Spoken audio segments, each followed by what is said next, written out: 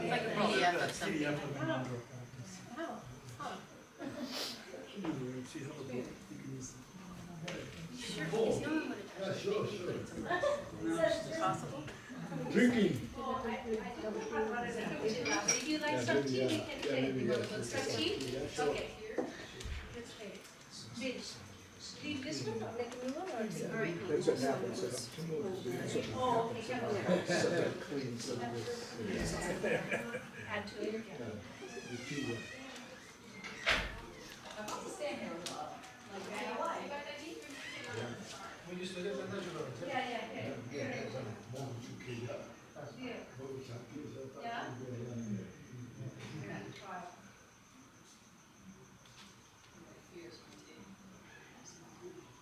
That's good. Vicious.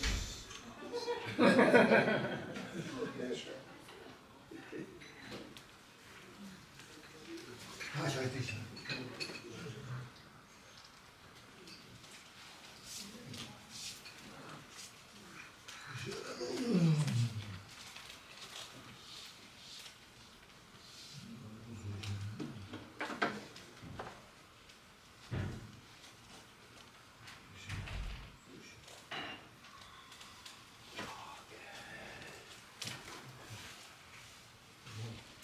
그거 되겠어.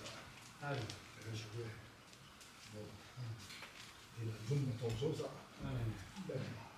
네. 이 쇼스사. 내가 두스사 내가. 네. 잠깐만. 네.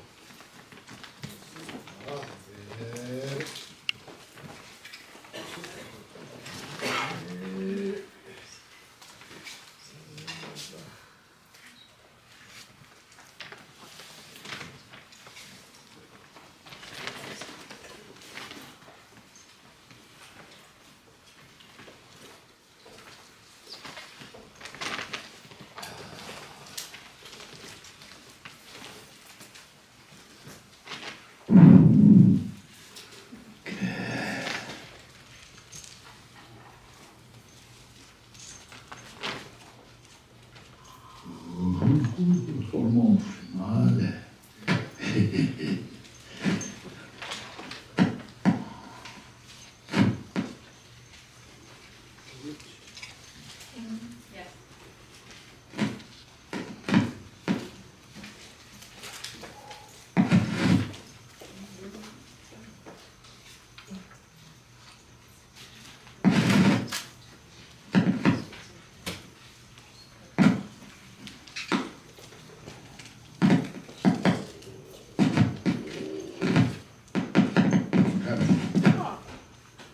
Okay, now. Maybe Batteries?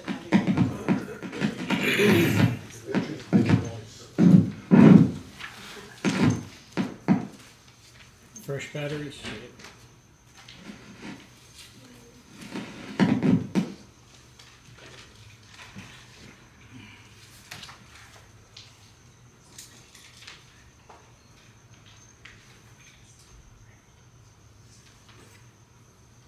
Sure.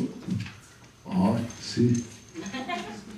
everything is so Technology. technology, everything is so illusion.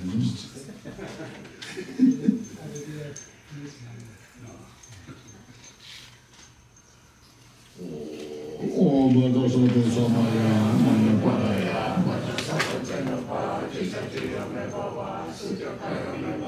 Page 85, if you don't know about yourself, the mantra. so viduni prayata savakama sujane, sikanshira savakama mudramane mudramane ma samaya savako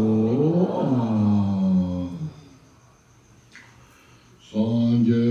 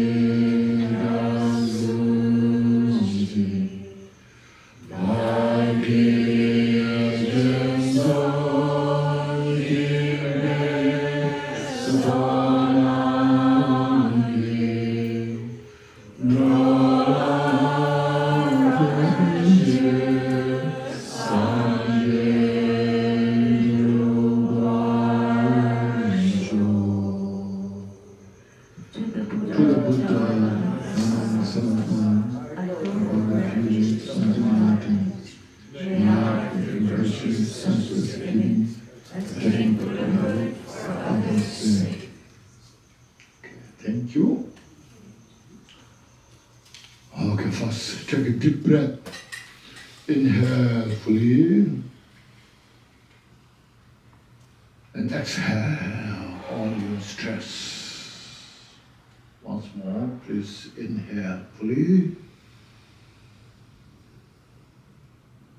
and exhale all the stress. Once more, please inhale fully and exhale.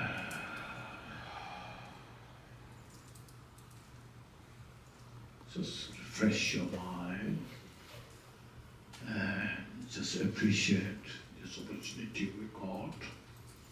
So I'm so fortunate I have this precious human life. Because of this, now I've got opportunity to study, to practice the wisdom of the Buddha, the enlightened one, or fully awakened one. I have to awake myself to free from all the delusions that we wander, or I wander in the samsara for a long time.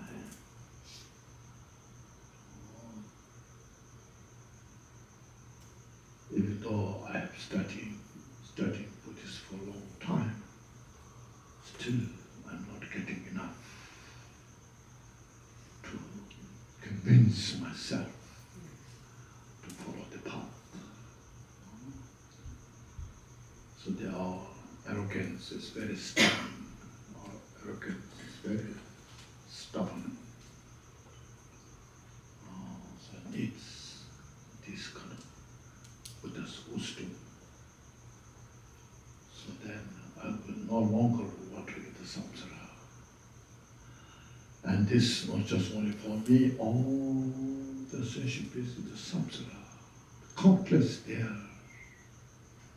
But they are suffering so much for no purpose. That they suffer day after day, year after year, life after life, still not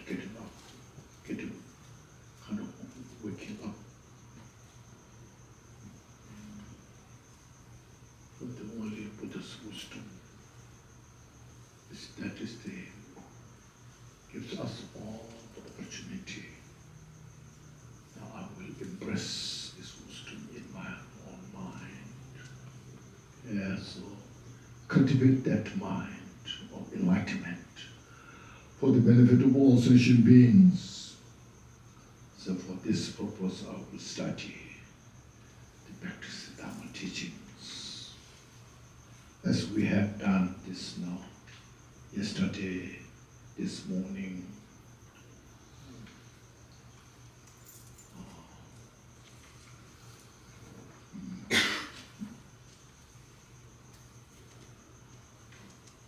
Here we just said, I took refuge in the Buddha, the Dharma, and Sangha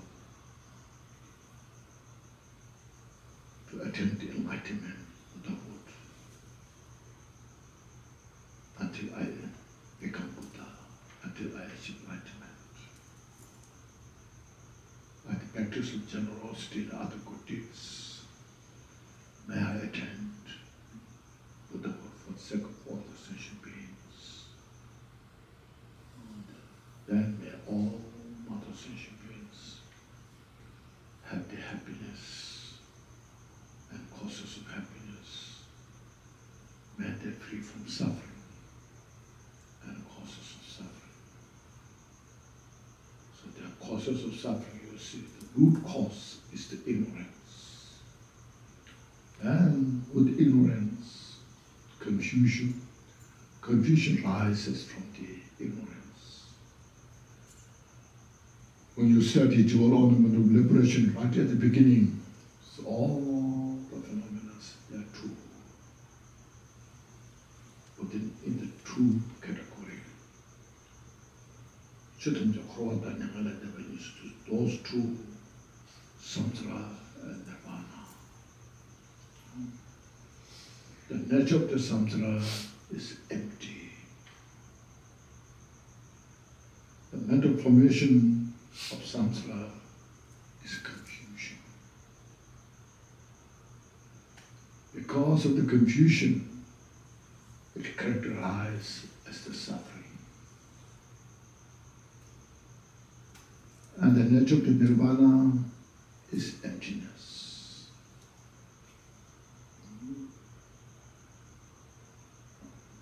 That nirvana is the confusion is the mental formation of nirvana. Then the mental formation of nirvana, the confusion is exhausted and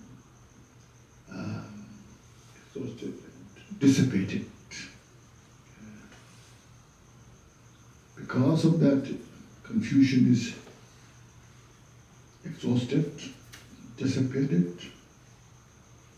then it characterizes as free from suffering.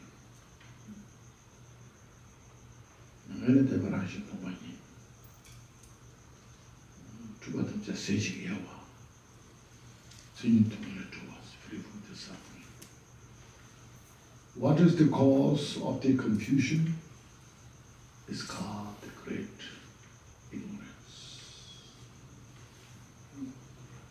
Who are those who are confusing? The sentient beings, the three worlds. The desire world, the form world, the formless world. Those sentient beings into these three worlds, all are confused on the basis of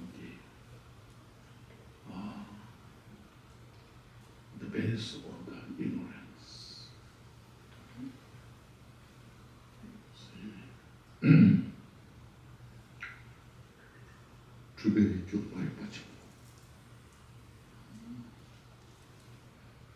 On what basis you are confused? The basis of emptiness. Means have not realized the emptiness. Because that means that confusion itself is nothing but empty. But we have not realized that as being empty. As mentioned these four confusions. As yesterday, our body holding as permanence,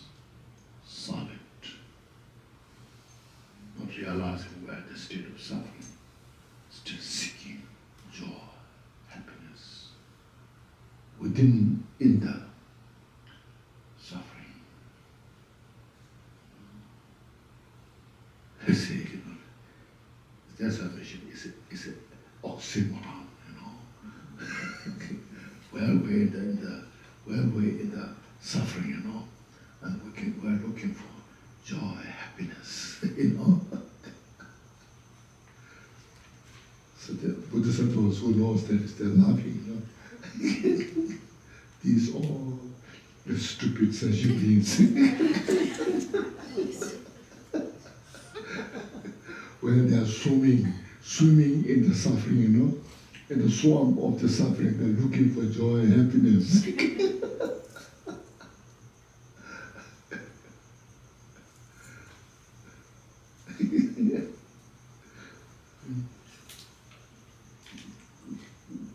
And what's the example of this confusion? It says like this: sleep and dream. So precisely, When you get sleep, you dream.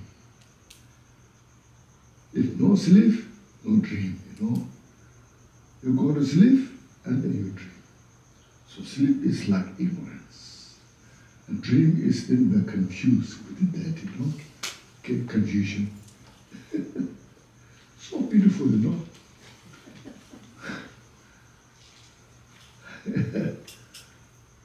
From where it starts, from beginner's time.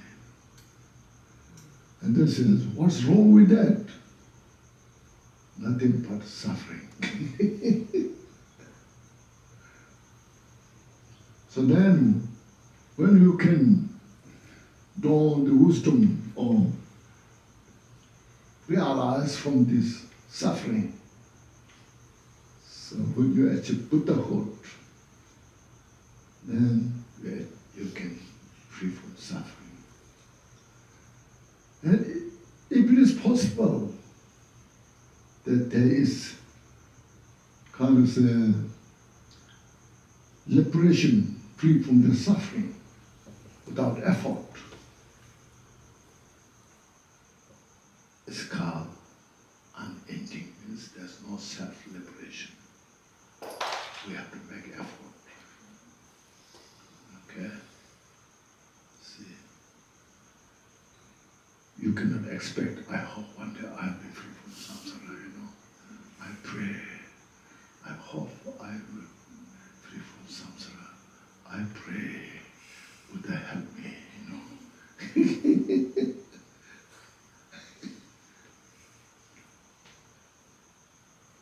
See, that doesn't happen. You have to make effort. We have to create a cause. And the words, Okay.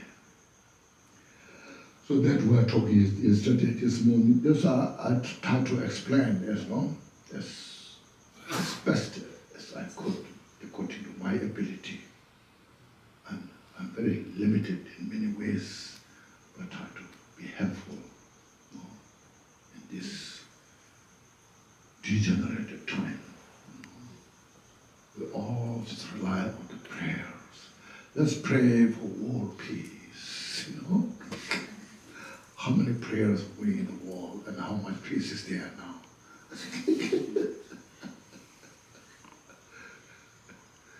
Let's chant this mantra, is so powerful.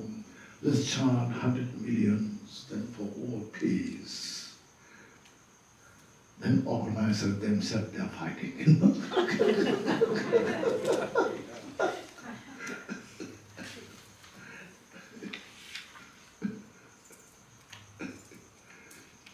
It's paradox, isn't it? Yes. So we need how to calm your mind. There's no magic from outside. Yeah. So that's why here today we have touched some of those basic practice meditation. I just read this, follow this, bring trace of the victors of the 3 times, the Buddhas of the 3 times, what they did, step by step. And then the ultimate solution is the emptiness. As I mentioned, the 3 training other day, the 3 training, the training of the Shila, the moral ethics, the training of the Samadhi, meditative concentration, and the training of the Prajna, the wisdom, awareness, or the intrinsic wisdom. Okay. So there was text mentioned in the Bodhisattva Avatara. Shini Rabdo Nemba Hato, Nimo number to Shichenes. Shini Rabdo Nemba means having profound samadhi, having strong, profound samadhi, conjunction with a special insight can obliterate all the confusion or afflictive emotions. In other words, synchronize the samadhi, the meditative concentration with a special insight. Then all afflictive emotions can be uprooted.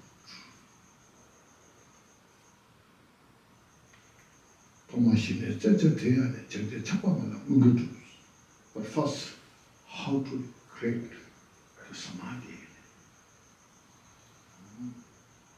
So as they are mentioning this here now, meditate on the impermanence. Okay. And look at all the sufferings of samsara.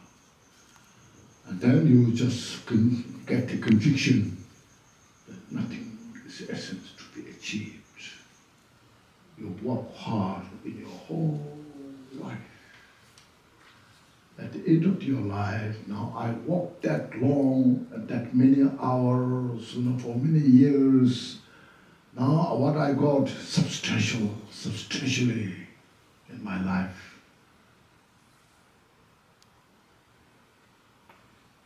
You may become very famous. All the fame you have to leave behind. We cannot go with you. Maybe you made so much material wealth,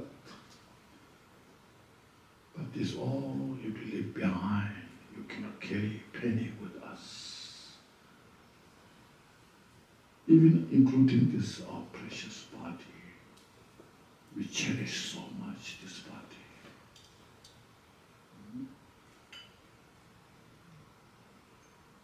Say, my body. We sacrifice everything for our body. But when we have to live, then there's nothing I can say, my body, I leave behind. And consciousness goes by itself.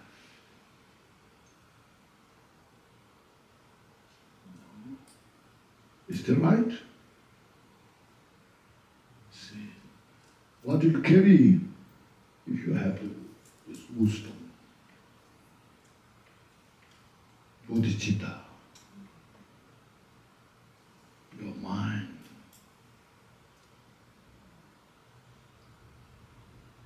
That will help you day after day, year after year, life after life.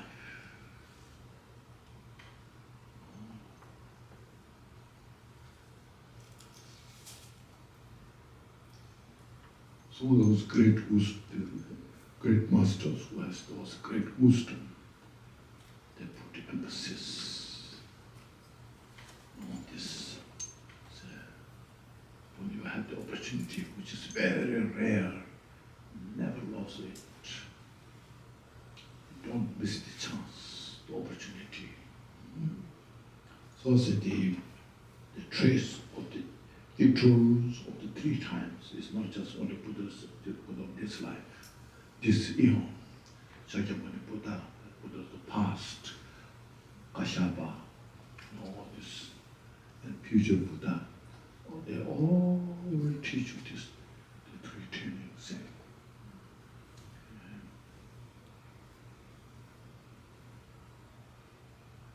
The path, practiced by the previous masters, Siddhas, Mahas. Siddha means completely established. In Tibet it's called Tuto. Tuto means accomplished master.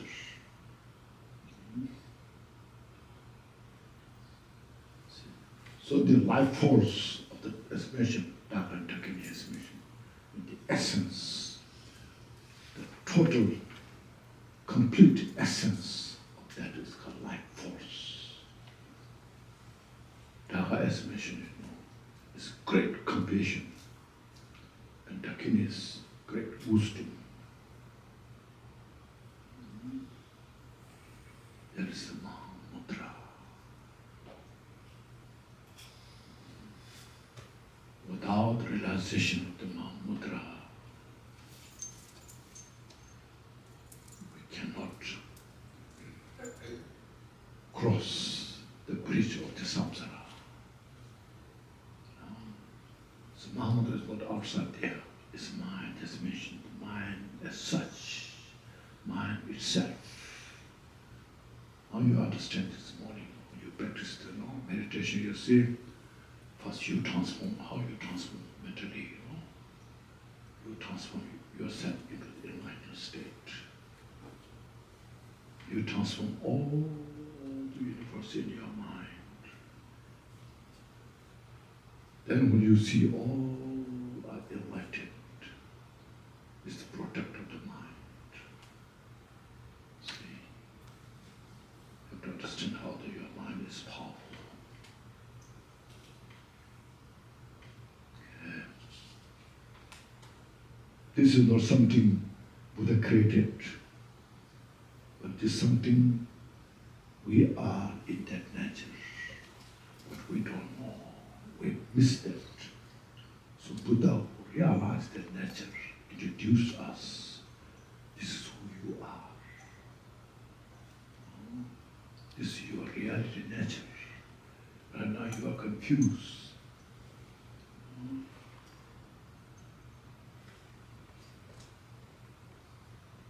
So don't take too much drug of the confusion. I'm not saying real drug, Our confusion is a drug. We're so intoxicated by that drug of the confusion.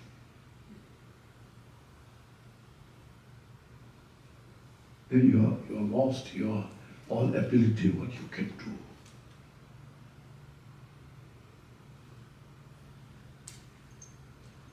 Then we are dancing in that,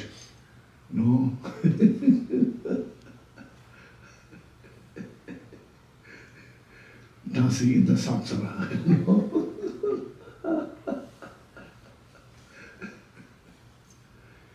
You see.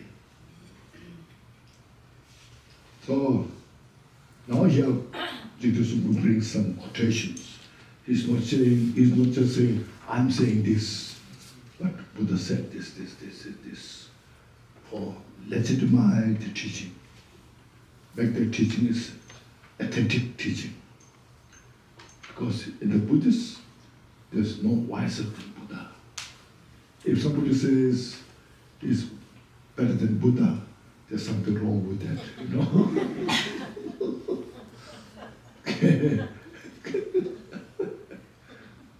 All the Buddhists, Theravada, Mahayana, Vajrayana, whatever you call,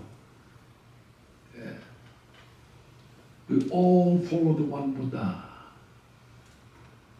And that's Buddha's teaching. We totally have to commit to convince the Buddha's teaching, nothing else. So that's why here you see, he said, furthermore, from the Vajra tent, there's a Vajrayana text, it's called Vajra tent. Vajra Guru in Tibetan. By meditating on mind, your mind, means this your natural mind, not deluded mind, okay? Your pure natural mind, as it is, undefiled. Okay?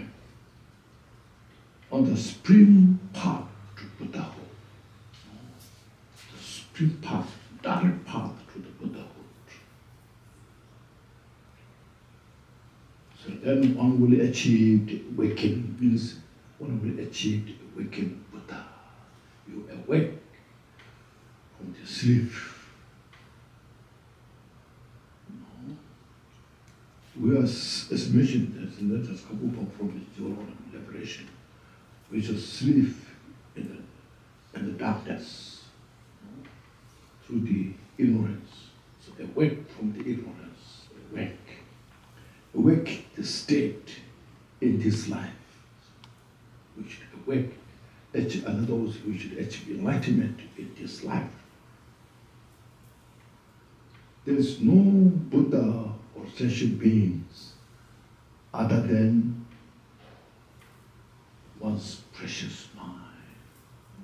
So your mind is most precious.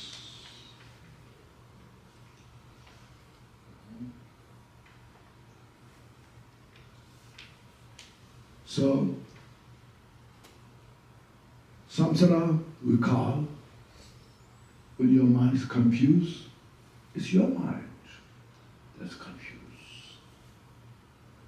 That very confusion itself is nothing but empty. When you realize that, there's the Buddha. So that's what I'm saying.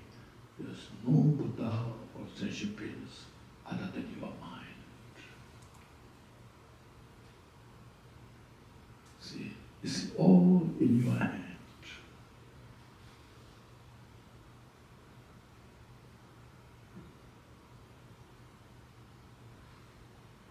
So precious, you see. Your own mind, as I was explaining, at one moment you are depressed, and then you say, oh, I'm suffering so much. I can't take it. What should I do? You are desperate to get out of that, And then when you're depressed, then you think all surroundings are nothing but negative. And then you are angry with your friends. They're not treating me good. They're taking advantage of me. Then just that moment, switch the mind. Oh, everyone is suffering.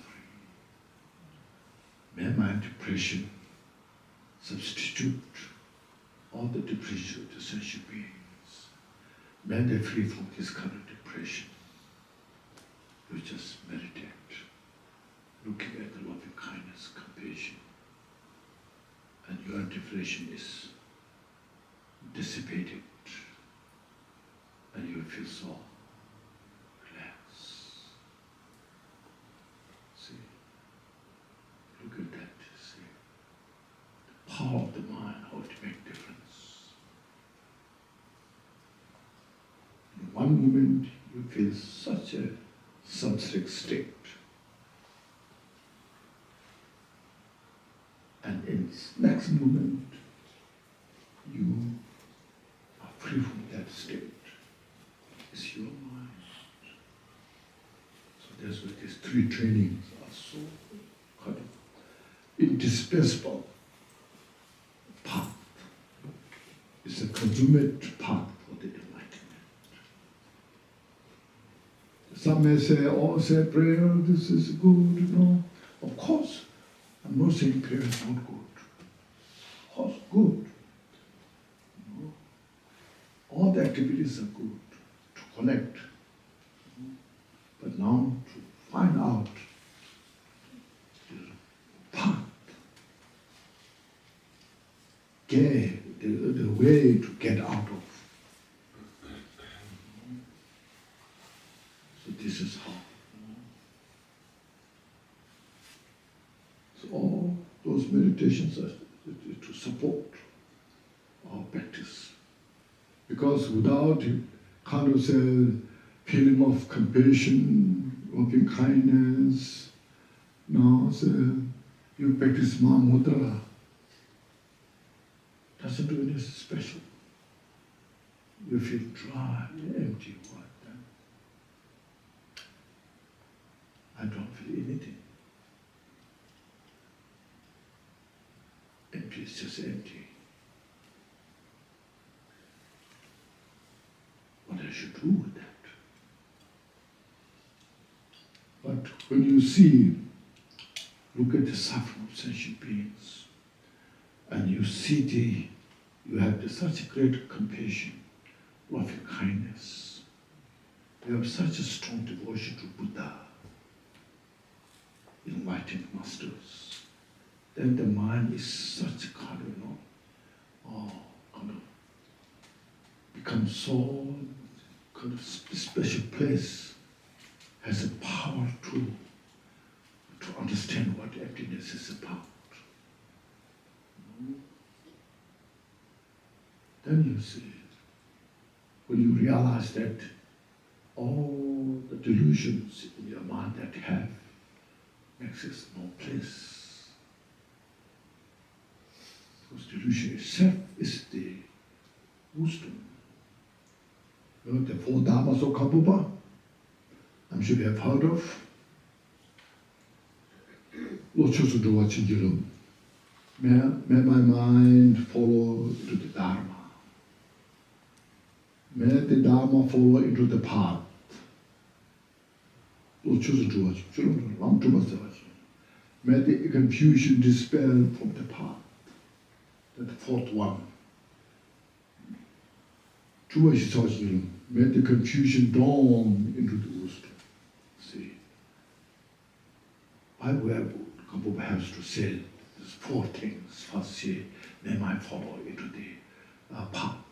May the Dharma, may my mind follow into the path. You know, why has to say this? Why not just right from the beginning? Say, may the confusion dawn into wisdom. What you need all the first three?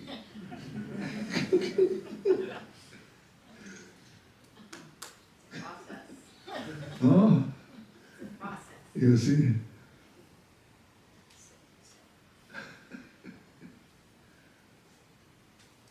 Because you see how important they are.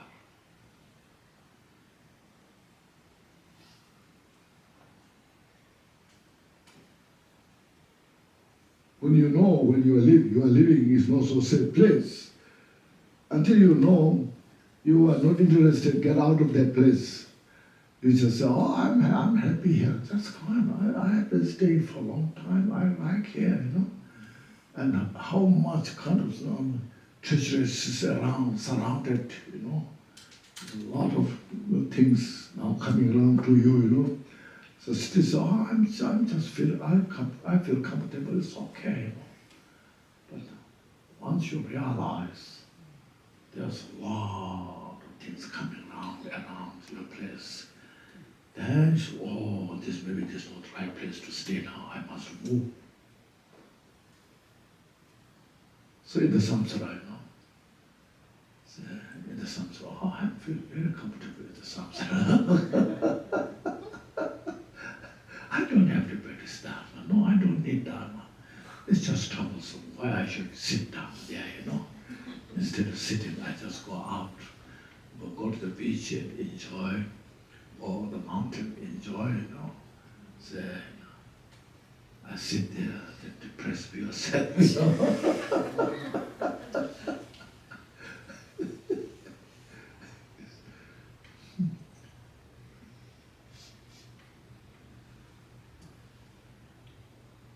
So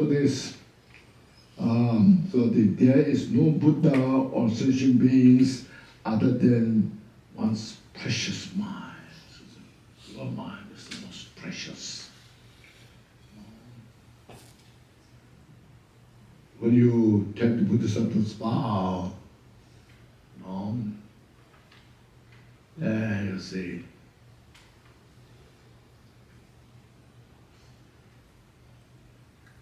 after you taking the Bodhisattva's vow, that means you become Bodhisattva. See, before you take the Bodhisattva's vow, as like regular person, when you see great teachers there, oh, this is such great powerful teacher, you go there, get receiving all. Why they become so great? Because of bodhicitta. They practice bodhicitta, they become great, you know.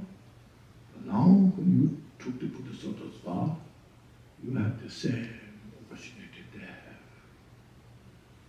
That's why it says this morning when we chant, as the previous Buddhas cultivated the aspiration bodhicitta.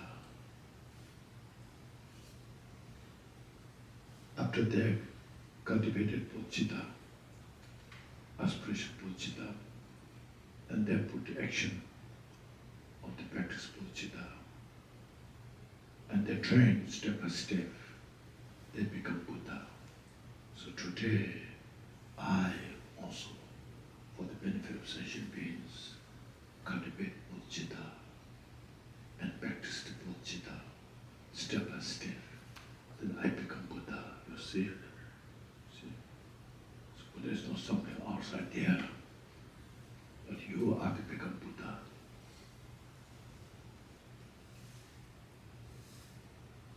See? So all the causes and conditions are required. What we are doing is we try to bring all the causes and conditions together. So everything is situation interdependent. Like you see, look at this bell. Look at the bell.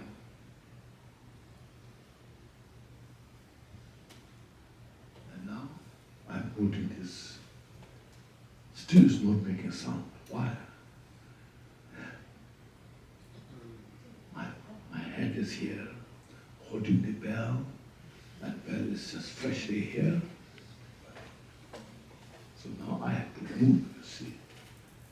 After I have to move, this is also not enough. Now I have to move enough to touch it. Then it makes the sound. So this sound is not independent. See? It's a combination of so many. First of all these things here, all the dust particle of this bell, and including this, what you call stump, and this water, and this health hand.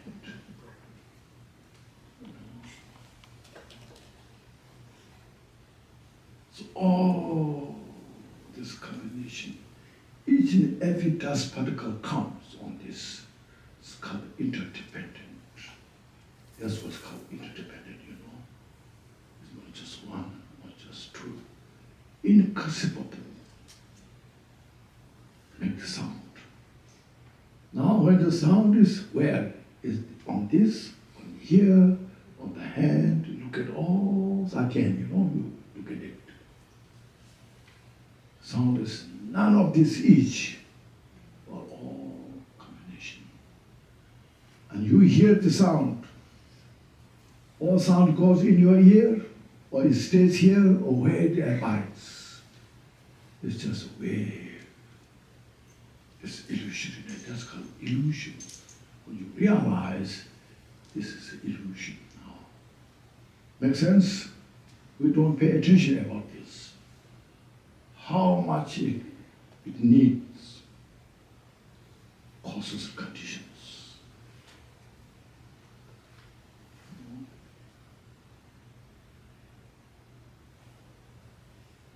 That's called the wonders of interdependent. And that very natural sound itself is nothing but empty. But within this emptiness, the sound plays. There's no separation of the emptiness and the sound. Look at, you know. So there's nothing to attach, to hold on.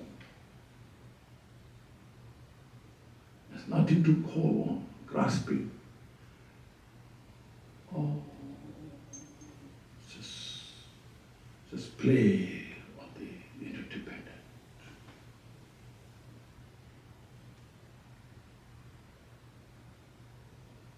You know, the butter is come from milk, isn't it?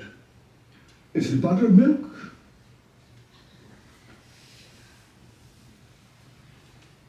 Without the milk, no butter, isn't it? Milk has the butter. Can you use your milk as the butter? You cannot use your milk as a butter, you know. But milk is not butter, but you cannot use your milk as the butter. You see? So inconceivable.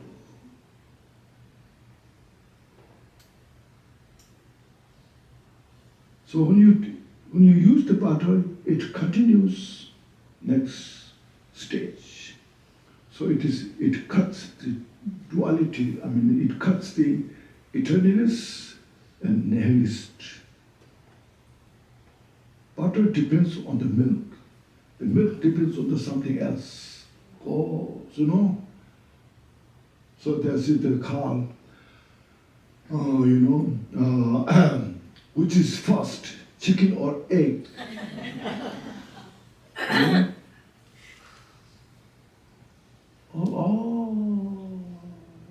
Just called interdependent, interconnected.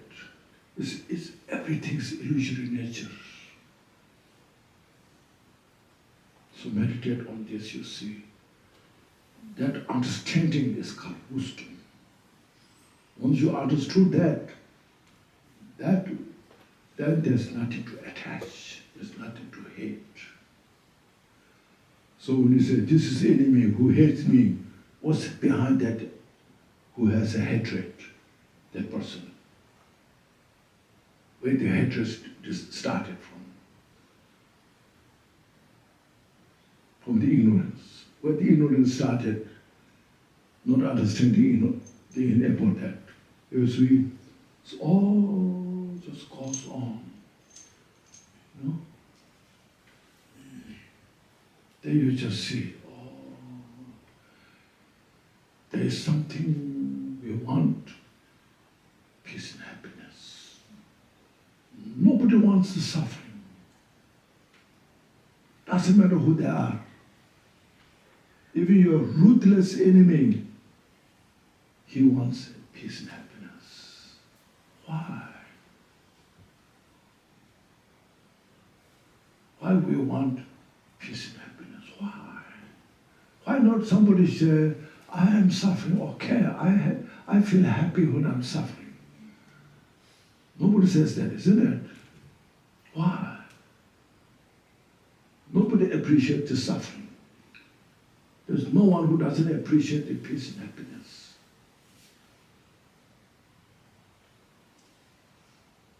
It's all inconceivable, you see. So from within that dimension, complex dimension, Buddha enlightened, awakened the mind, and saw precisely each and every all those, you know. And from that complex, that he taught there's no more teachings. There's our own mind.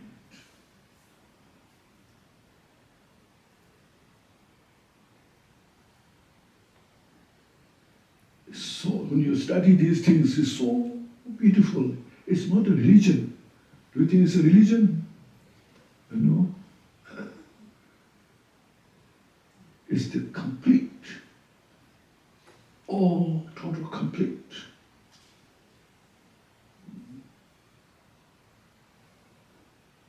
That was called in Buddhism, we said Konchog, you know. Not just single intention or single intent. Some people say that, you know. Single intent makes a very narrow mind, I think. You know. This was all complete.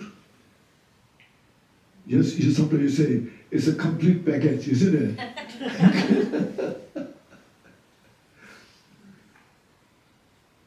That's the wisdom we need. And practice on that basis. And you can help to all the sentient beings.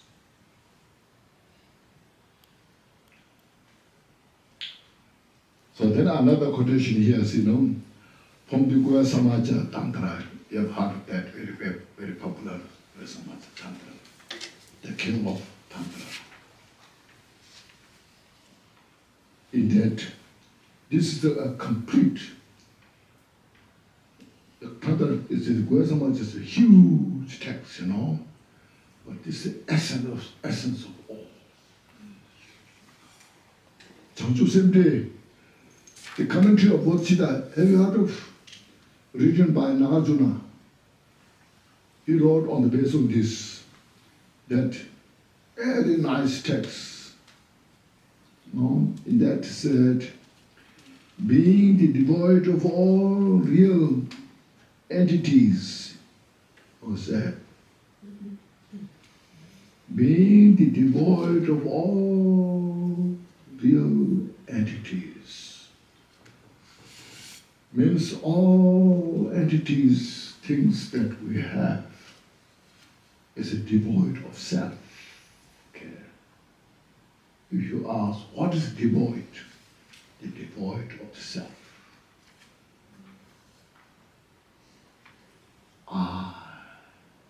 Atma, divine soul. There's so many names, None of this there. That's reality nature. It's not a Buddhist belief. Sometimes you hear, you see, it's a Buddhist belief, no self. Have you heard of that? And which says believe the self, Atma. Buddha's teaching is not a belief. It's to understand the reality check.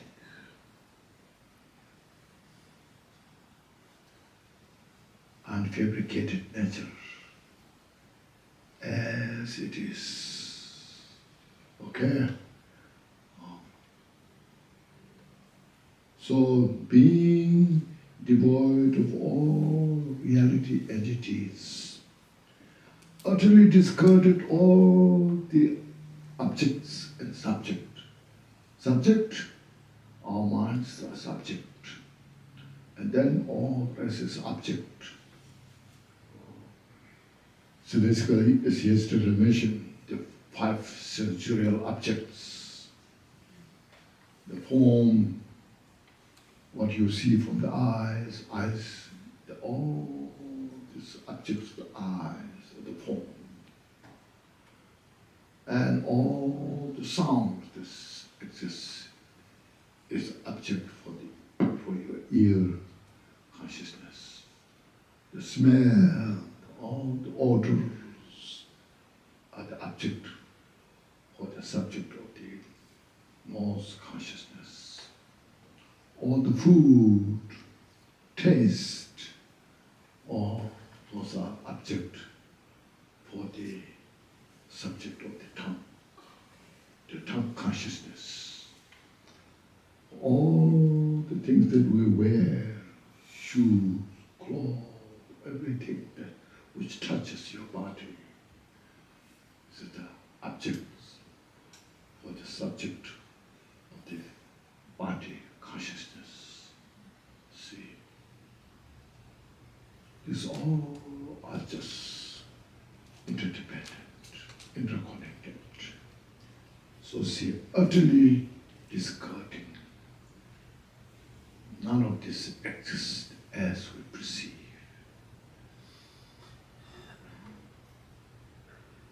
When we are confused, we see everything is real. So, Minerva mentioned,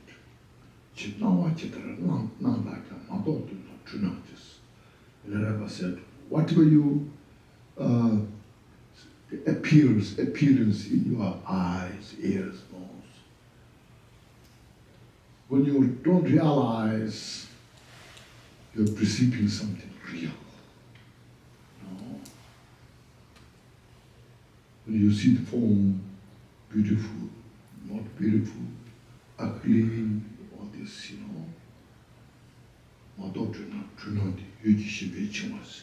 because of that, you are bound to the objects. When you see beautiful, when you perceive something beautiful, you are attached to that. When you see some ugly, you hate, aversion there. Neither beautiful nor ugly, you just let go into the ignorance. See, Gyaltshen is too much. He said, when you realize that appearance of this, then everything you just see as an illusory nature. And then it becomes the support of your practice. Oh, everything is just illusory nature. Everything is just play. The play of the mind. Then at the end, there's no even appearance. Because everything's in the nature of the unknown. Total dollar, no. The image of thousands. Fully purified within the Dharmakaya. This is so beautiful, those great teachers, they realize this. It's not to establish through the analysis, but it's how to put it to practice. See? It's just as estimation during the impermanence, how everything is impermanent, changing, then nothing exists there now as we perceive. Then you see, you get the message, how to relax the mind.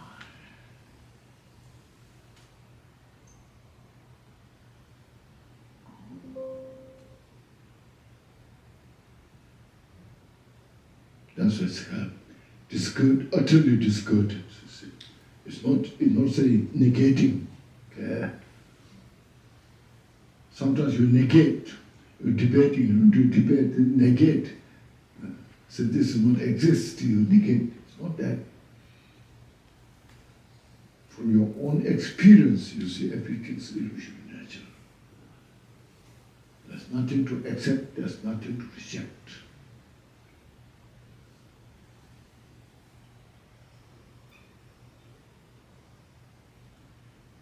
And one of the Chittasam's disciples said,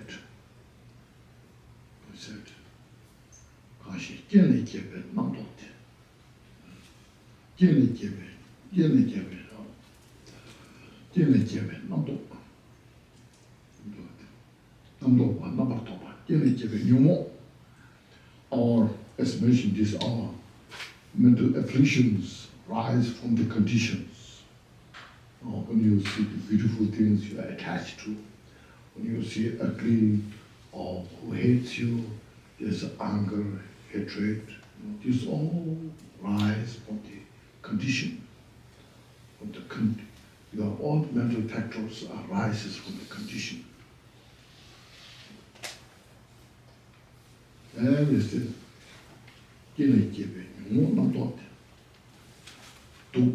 that's a poison. But when you realize that itself is ambrosia, the antidote of the poison, because that you see that itself is nothing but empty, and that's the wisdom, that's the ambrosia. Okay. How that we can realize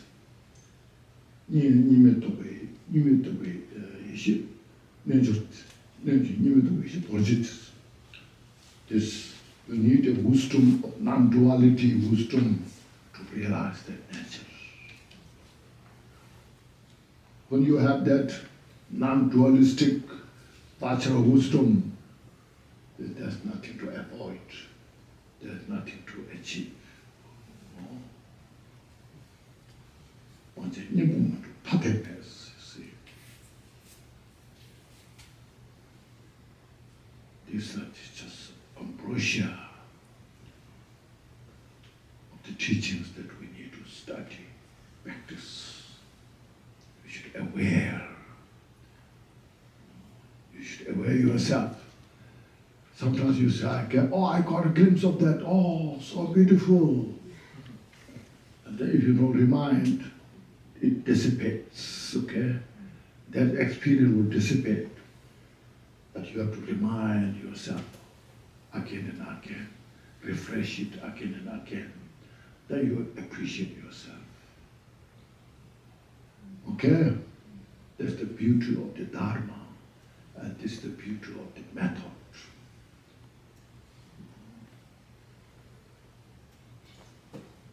We have been constructing the delusion for a long time. Now through this Dharma wisdom, we have to deconstruct this delusion.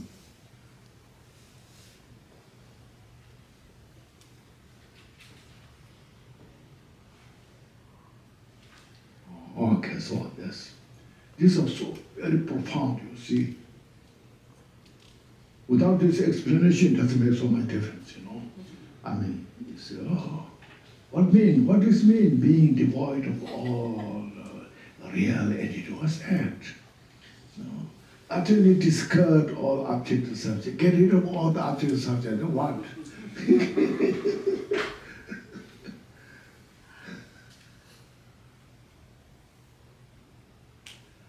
That's what the others is, such as aggregate, the 5 aggregates, you know, the form, feeling, perception, formation, consciousness, these 5 aggregates.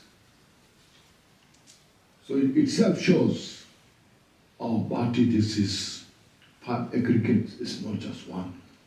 We think I am one, solid, you know. If you divide this 5 aggregates first, see, the form. In relation to that, I have a feeling. Feeling good, feeling not good, depressed, uplift, you know, this feeling. Then there's perception. You see things, this is good, not good, this big, small, all the perceptions. And mental formations, all the mental activities. And consciousness, there's 5 consciousness or 6 consciousness, you know. The eye consciousness, ear consciousness, nose consciousness, tongue consciousness, body consciousness, mental consciousness. Okay. It's not just one.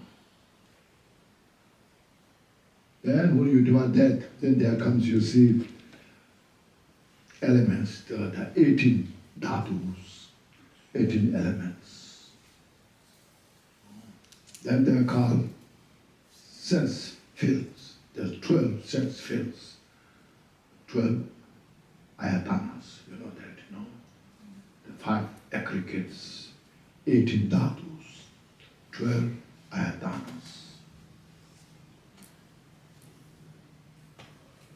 You this all, just you see, when you divide all this, then you go for this called abhidharma.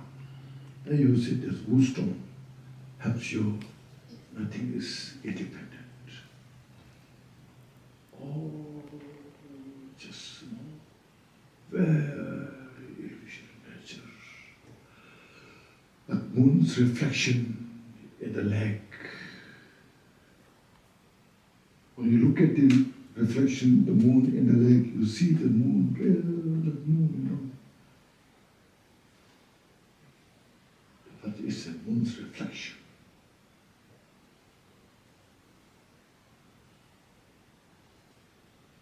Just imagine, oh, we are the reflection of our own karma. First, this is all reflection of our karma, what we see. Then reflection of our own mind. See? Whether you see something, if somebody says, when you don't know that thing, you know, things there you don't know. Or somebody comes, oh, this is very precious, you know, so they explain something, you know. And you change your mind, oh, it's so precious. There's a reflection of that in your mind, you know. And somebody comes, oh, this is nothing, this is just a fact, all this, and you have that kind of reflection. Everything is a reflection of your mind.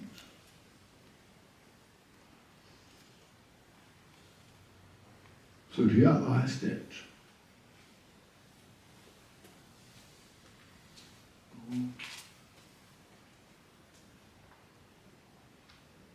And you can get help so much from this.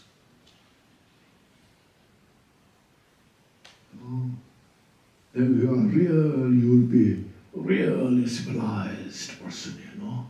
You know. Usually, you know, there's the officers, they have a tie, you know, the ties, and they're civilized, you know. I don't know how they're civilized, you know.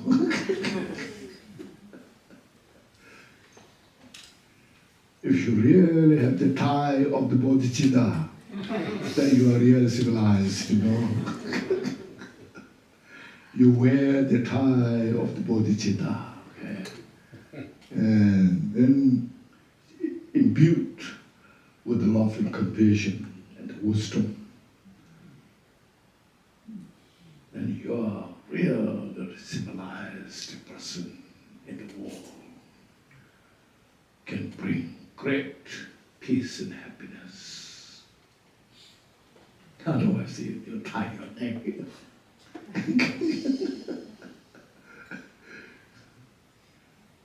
It's all you see.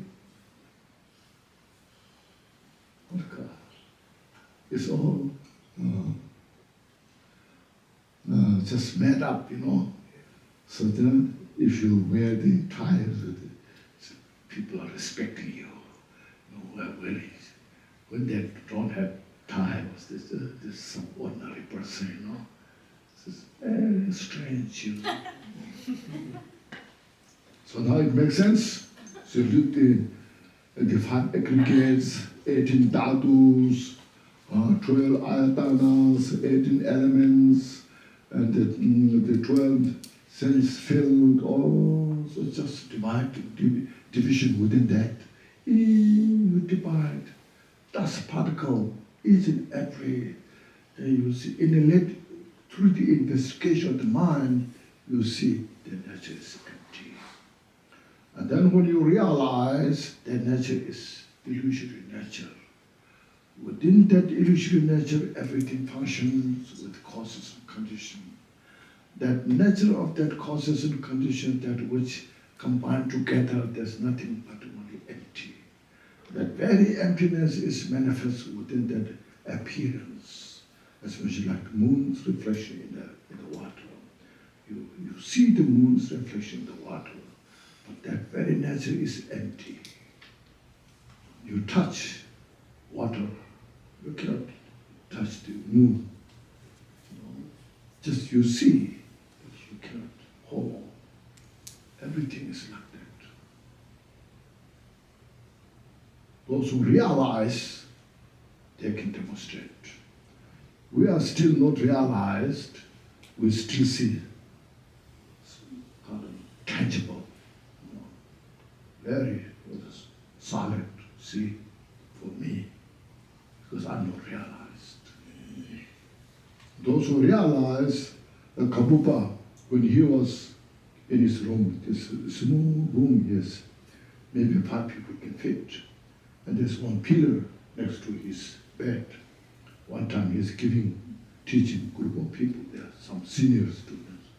Then he said, everything's your mental reflection. And he used his hand, went through the pillar, looked at, went through, never touching the pillar. He just demonstrated. So because he realized.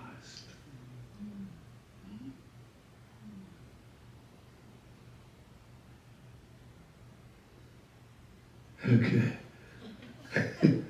For us, if I say, it's like when I talk about everything, see, insubstantial, you know, so when I say that, you think I'm exaggerating, you know.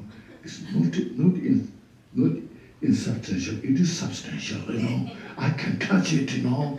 You see, I can touch. What you mean insubstantial, you know?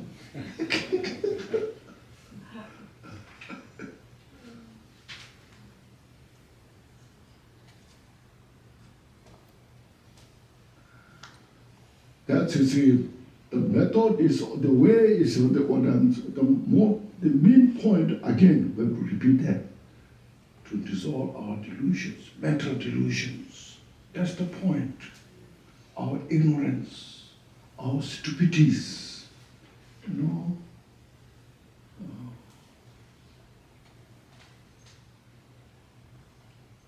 Our feeling of that, incorrigible feeling of that. This, I cannot change my mind, or this, I cannot improve my mind. This, you need to practice it daily basis, read and meditate all this together. You'll get it. And then you see, you'll feel total peace. No fear. That's all Bodhisattvas realize this, then they can go to the heaven. Holy Ghost, out of wisdom, out of compassion. They have no fear. Because they have no attachment.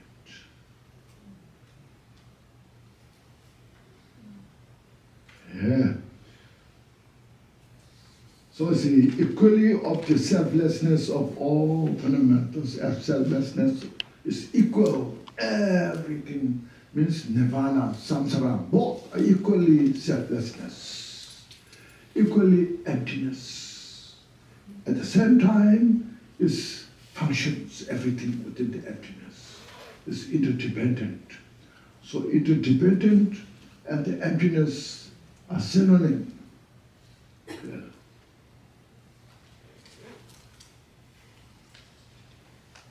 When you say everything is interdependent, that means the nature itself is emptiness. Emptiness means is everything is interdependent. If you think they're two different, interdependent, yes, I can see all this interdependent. Emptiness is empty, it's two different. This is called this dualistic mind. And still, that kind of perception of that emptiness is primitive.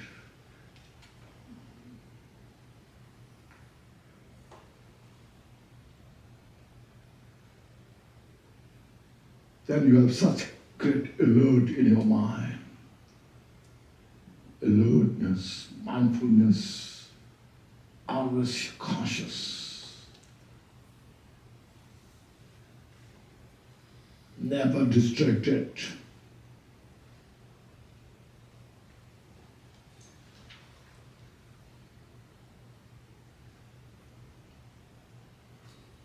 One time, at the time of Buddha,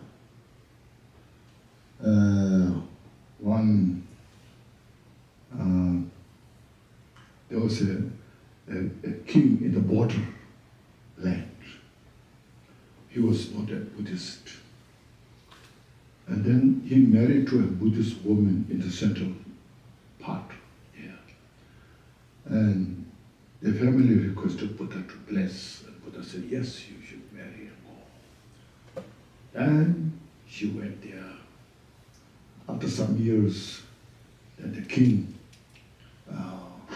arranged a very elaborated ceremony, inviting all his gurus, teachers. And then she also said, I have also guru or teacher. Can I invite? And the king as her husband, oh, of course, she said, you invite. Then she supplicated Buddha. It's a long distance, they cannot go, because there was no aeroplane, But Buddha directly understood. So he told the community, the monks, there's one special monk who's called Papa Dadu. They are so conscious, mindful. So now tomorrow you go with 500 monks, which you take to that place. So then went there. And then that day, the king arranged such elaborated ceremony, dance, lot of delicious food, singing, all things performed in front of. So there's one section of the kings, or called teachers. The one side, the queens, teachers, they were the Buddhists. Then at the end of this day, after the celebration, then the king came round and have you enjoyed? Today I try my best to make you happy, to appease you. I offered all what I could to arrange. I hope you enjoy it.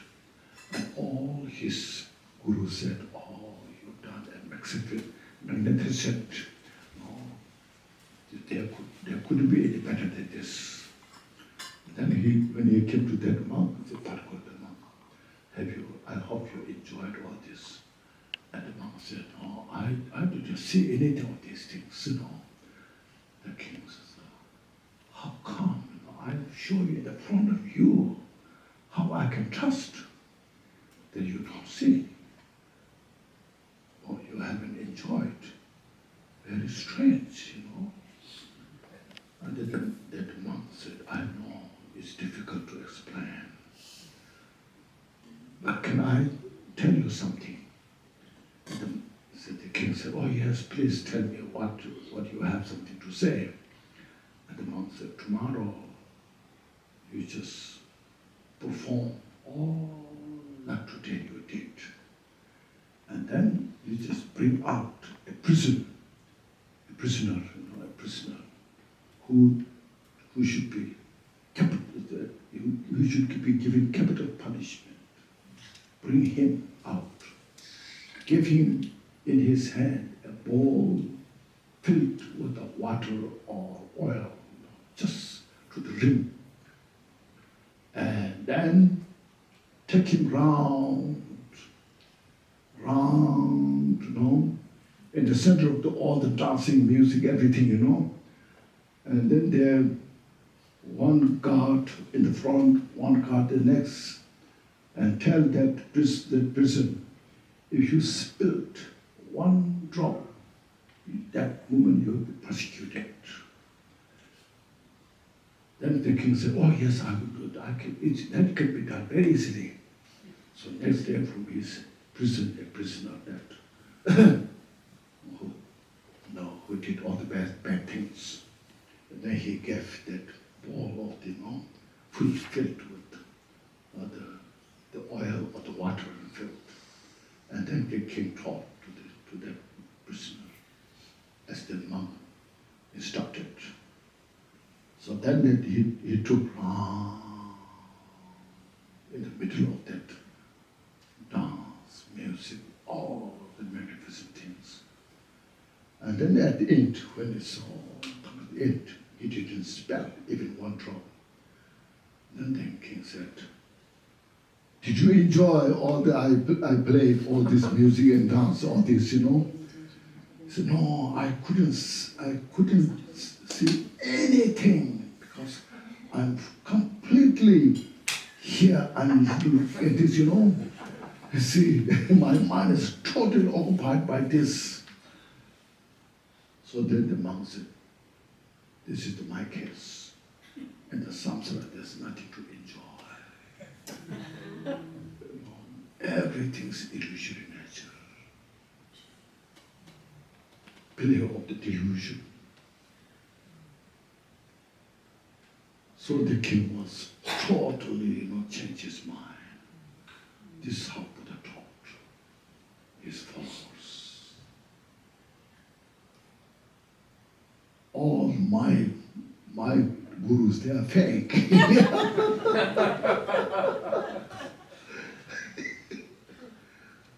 So this was mindfulness, you see. It's how you see things, okay? In something there's nothing to enjoy.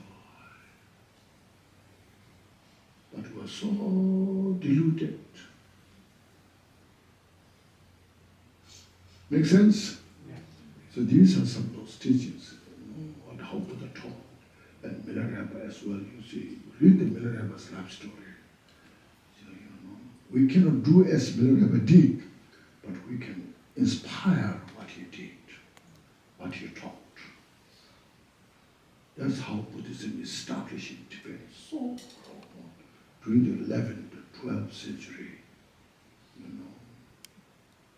those great masters mentioned Kambupa, Pamutuba, Jiten Sugun, as well in the Kamakaji, Bubakaji. This is something unimaginable. Yeah. Okay, so one's mind is primordially unborn. So when you look at your mind, where's your mind? Look at what it looks like, what kind of color it has, what kind of shape its head has. You cannot see your mind. Neither outside, nor inside, nor anywhere, but still there. You're thinking so much. Where your thinking is.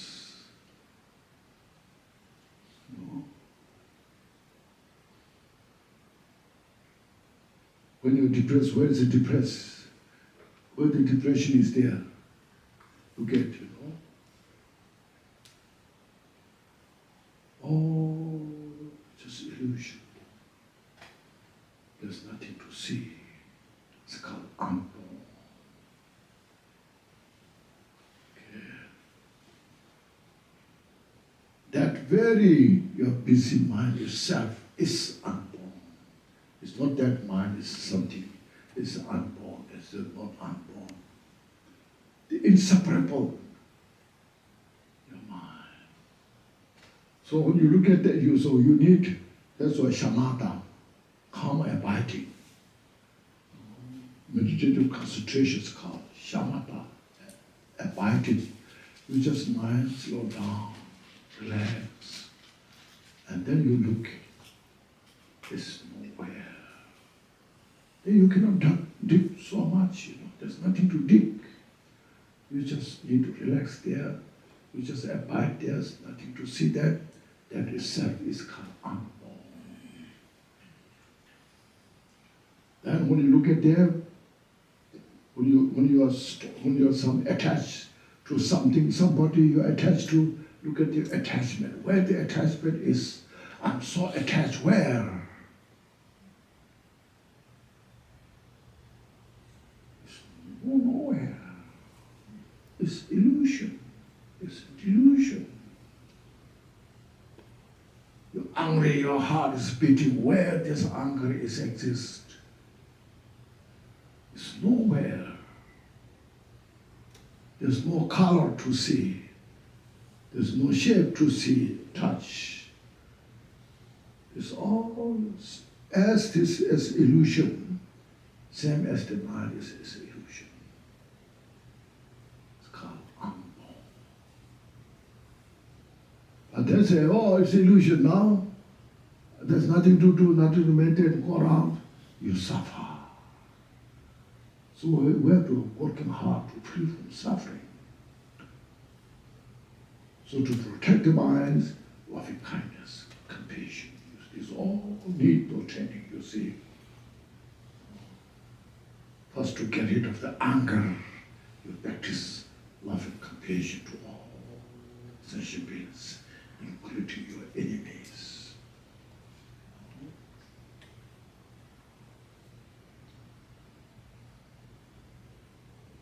And when you attach to something, you have to practice the illusory nature. There's nothing to attach to. There's nothing to attach to your body as mentioned, The body is just composed of the skin, flesh, then the nerve systems, and then bones. What is there? There's nothing. And just sometimes you tell yourself, I'm screwed up myself.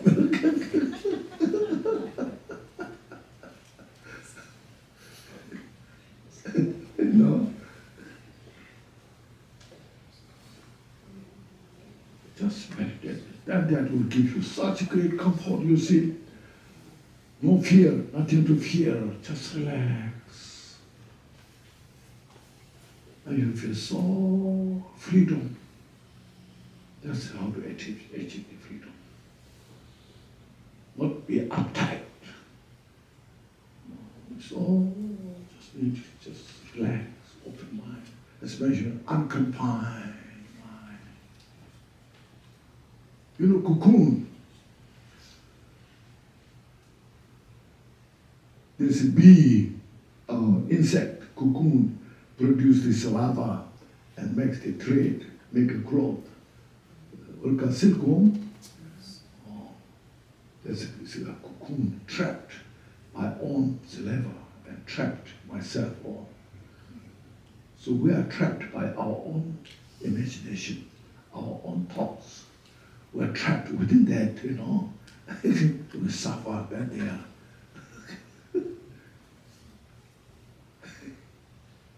We should see like a dream. In the dream, you see, sometimes say you have a bad dream, flood coming, something else is all, a lot of things, bad things happening. So sometimes you call nightmare, you know. You wake up from that, well, still your heart is beating, but there's nothing there, and you feel relief, you know. See? Sometimes you enjoy, you know, in the dream, you know, going to the mountain, enjoy with your friend, oh, beautiful scene, all this, when you are so, you know, kind of involved there, and then you wake up, where are they? Everything's like a dream. Everybody knows dream is not real. So this is a good example. Everything's like a dream, good or bad. That shows it's empty nature. Emptiness doesn't mean nothing. Negation. No, it's not a negation.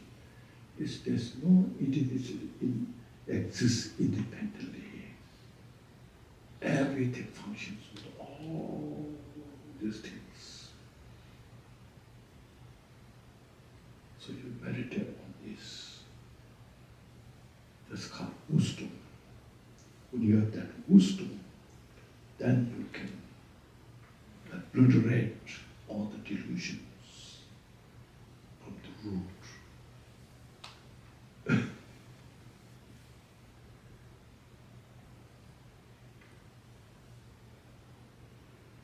Okay, therefore also because of these, one's mind is emptiness. It's called emptiness. Not just as mentioned, called just mere empty. Thus it was said by blessed one, Buddha said this in this Mahamudra, okay? Now here again, Jittasugwa going. Lord Jittasugwa means now this Jittasugwa himself is calling his teacher, his Guru Pamutuba, is calling Jittasugwa means the Lord of the world. Says that the Lord of the world means the Buddha. Buddha or the Delaba, I think it's the Delaba. Delaba also said, Delaba taught that the self-nature itself is the fruition. Our self-natural mind itself is the fruition. Means that itself is the enlightened nature. There's nothing, when you realize, when you become Buddha, there's nothing new to achieve. You realize yourself who you are. So there's nothing to expect, something special. When you just get rid of all these nets of the confusion, and then yourself is free from the suffering.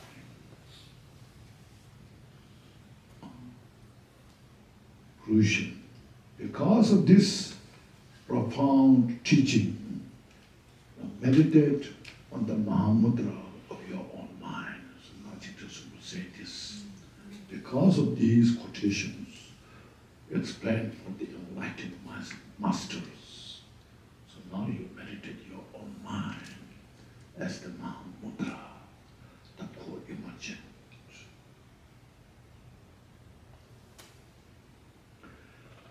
Generally, reflecting on the mind of not being born or unborn, just reflect your mind.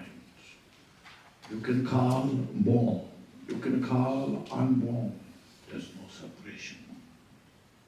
See, these are also conceptual thoughts. See, being born is called conceptual thought. Being unborn is also conceptual thought. Because born, unborn, the two different. It's conceptual thought. It's duality. Neither. There's nothing to be unborn. There's nothing to be born. You just have to maintain, meditate on. So this is very delicate. You see, as I mentioned, first you have to go step by step, on the relative state.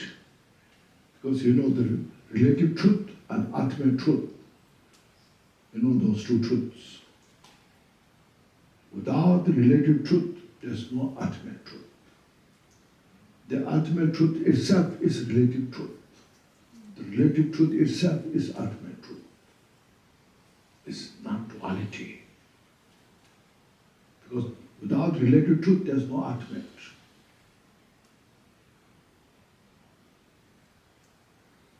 This is very delicate state.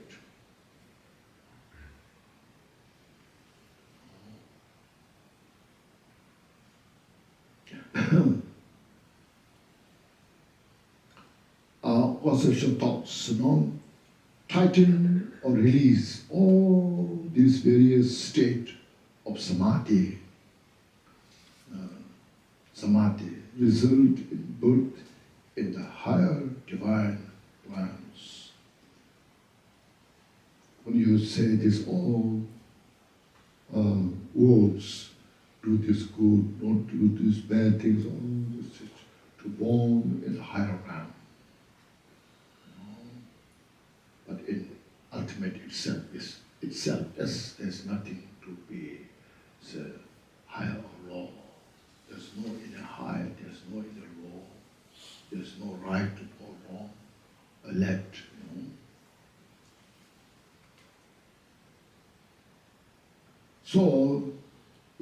So meditate, here's a noun, here's a like. Meditate like pouring water into water. There's water. If you pour the same water to that, it's water.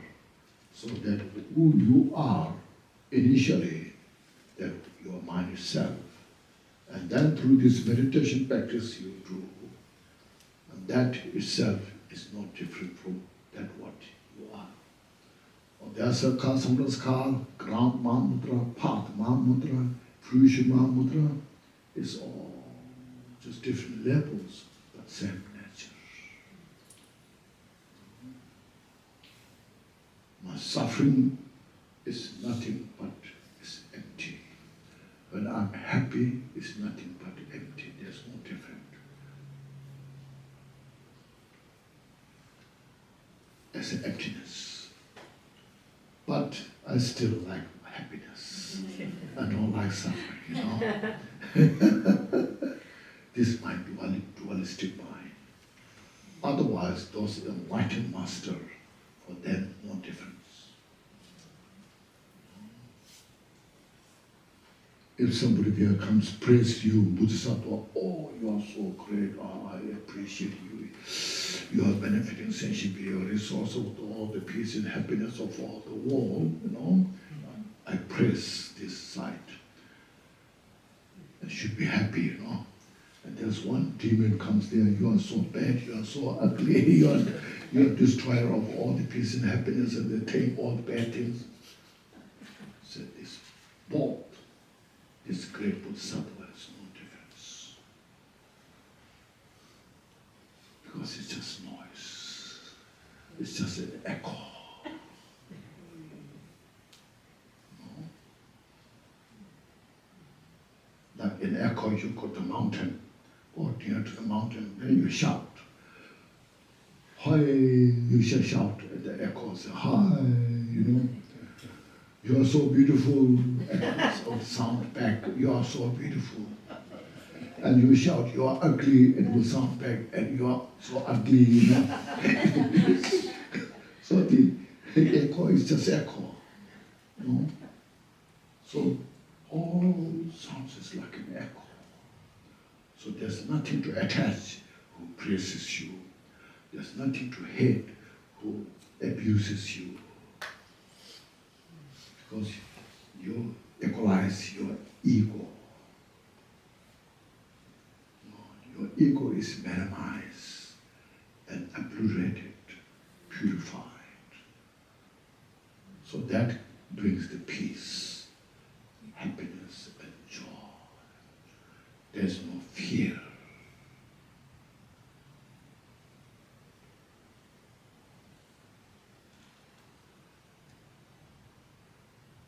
See? So because of that, all melting butter into butter. Merge your own awareness into your own wisdom. So your own awareness itself is the wisdom. When you have this practice. In an instant, the profound wisdom that is beyond expression, thoughts, contemplations, understanding, or description, or the realize. This inner experience is beyond word, beyond expression.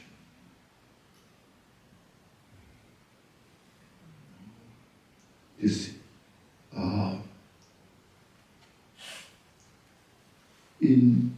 there's a beyond expression. You should give the example like that, you see.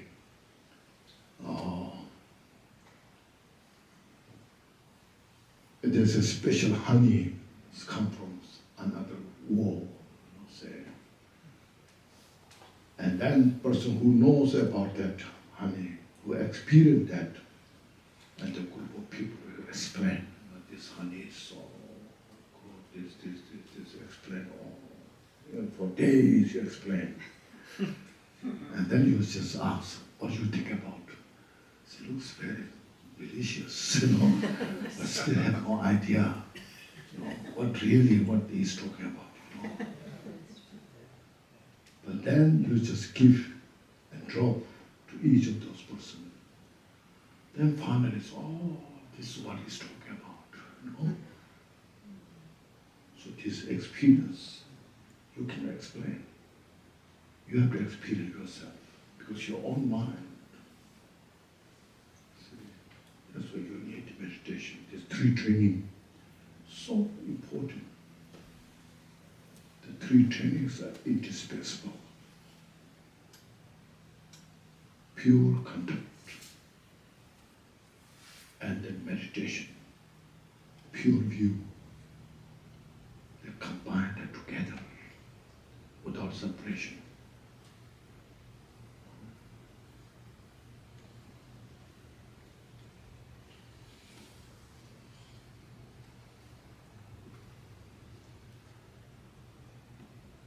Okay? What do you think about?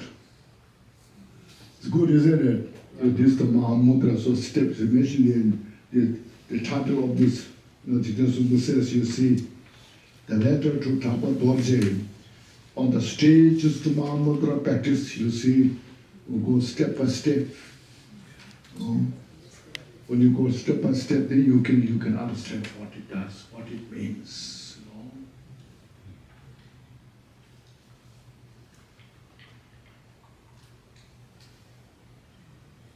Now, once you understood, you have to practice, put into practice.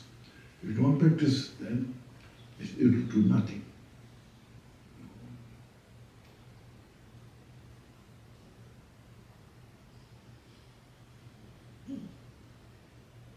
The four foundations are so important. Always aware samsara is nothing but only illusion, suffering. Every composite phenomena are nothing but impermanent.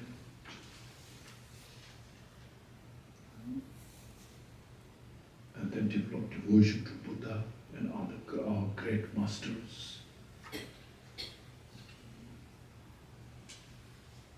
For the non-Buddha realization, the devotion is very important.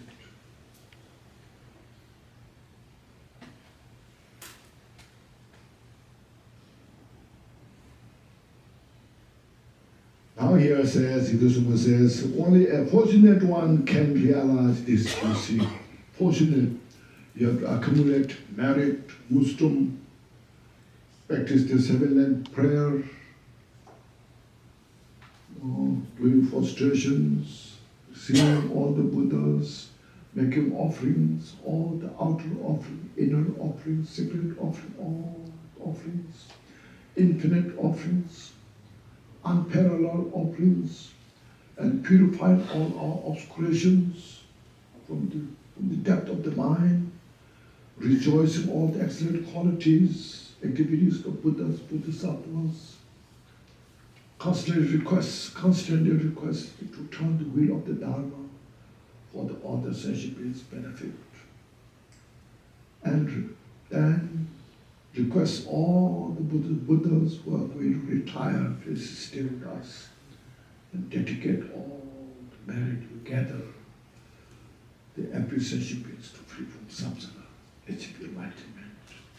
Do those practice, and mandala practice, and vajrasattva practice, you know those. Do those practice. And the Guru Yoga, in the motto, we have those. Our great masters, through their own experience, they put together, we don't have to make something new. Everything's just prepared for us. We just have to follow the path.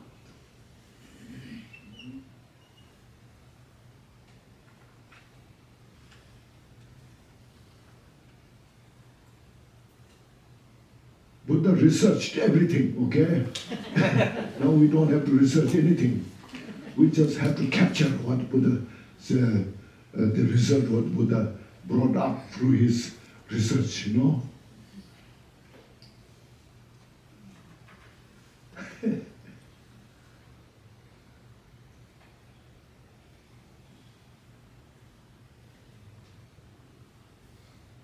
So see, this is the path of blessing beyond the intellectual, you see. Experience. The experiential is not intellectual. You have to experience yourself beyond intellectual. Intellectual means you investigate, you see. You investigate, you debate so much. Intellectually you debate. This is beyond intellectual. Now you have to sit, meditate yourself, and make it happen to your life. And you appreciate yourself. Then you can say, I'm so fortunate. I received these teachings. Now I did it.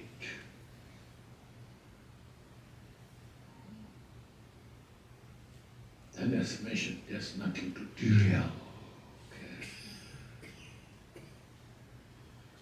Once you started to derail, look at your mental afflictions, okay? There's nothing to blame outside. It's all your mental, afflicted emotions, clash, the klesha. That cause you to derail off the track. So don't go off the track.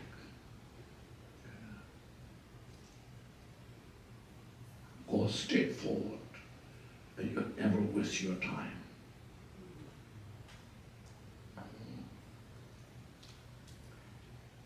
It is not subject for intellectuals, you mentioned, Therefore, Noble One, Jesus was saying to his disciple Tapatorje, you are the sincere practitioners. You are the noble, pure practitioner. One, persist in the practice of your own mind. Be persistent. Trust yourself. Trust the Dharma teachings. Yeah. Make it happen to yourself. Then you will appreciate yourself.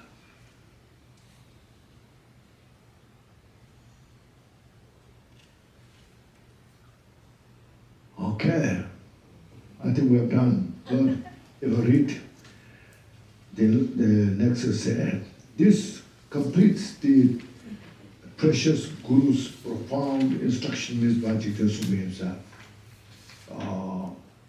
Even though it is not appropriate to write them in a letter to you, I did so because you, Noble One, requested it. I asked all the gurus, root and lineage gurus, and Dakinis to accept my apology for whatever mistakes or confusion exist here. This was written by Shakya Bhikkhu, mendicant Rameshwari, to the meditator Tapatorje. Okay, so this you study, practice, make it. I try to explain. This first time, this is my first time explaining here, So you just understand that, and then you try to let know. And so it is a letter to Tapatorje, how precious it is, how profound it is. There are so many beautiful writings of Jigten Sumi there. There are 12 volumes of his writings, outer it's called outer writing. There's inner also called inner profound writings about same amount. They're so beautiful, so profound, so precious. We don't pay attention to those teachings.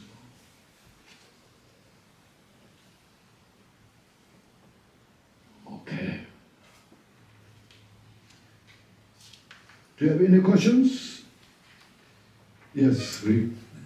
Rick, could you take the microphone? Maybe they can hear it in Zoom also. Thank you. I love thinking about the reality of this life as a dream, because in a dream, if you cut yourself, it bleeds, you hurt, the same, everything's the same as here. I just wonder about all the sentient beings in dreams. Are they sentient beings just like everybody here, or are they're not? I mean, none of us are real. Yeah, I'm just trying to see the relationship of that, the karma in a dream, the actions in a dream versus the actions here. No. In reality, everything is a dream. Sentient beings, all sentient beings, the six realms are a dream. We are in dream. Even we practitioners having a hard time to understand this is like a dream. We think it's real. When I suffer, I'm suffering really. When I'm happy, I'm really very happy. We're attached to that. When we're suffering, we hate that, because we don't see it as a dream. Even though in the dream, those dreamers who dream, they think it's real. But when you wake up, then they know it's not real. It's a dream. So we also, so when you study, practice Dharma, then you say this life is just a dream. Oh, just a dream. Today I'm so happy, everything went well, I'm so happy. So I have attachment to that. I don't see that is a dream. Other day, everything goes not well, falls into apart, and I'm so upset, depressed sometimes, and it's real for me. I don't see that this is a dream. But in reality, when you see as a dream, then it's nothing affects you. It doesn't affect your mind. Everything goes well, it doesn't affect. You appreciate, oh, went well, that's good, but no attachment. If thing doesn't go well, bad thing doesn't affect you. It's all, today was also not so good, but it's like a dream. So we have to practice. The interdependence Yeah, that it's we have in interdependent. this life, it also is affected in the dream, right? Yes. So when you do something good or bad in a dream, that creates karma that you have to deal with in Yes. this life as well, not just in the dream. Yes. Yes. Everything is interdependent, interconnected. And so that's why the wisdom, Buddha's wisdom is teaching us how to create it's interdependent, but how to create a positive interdependent. You see,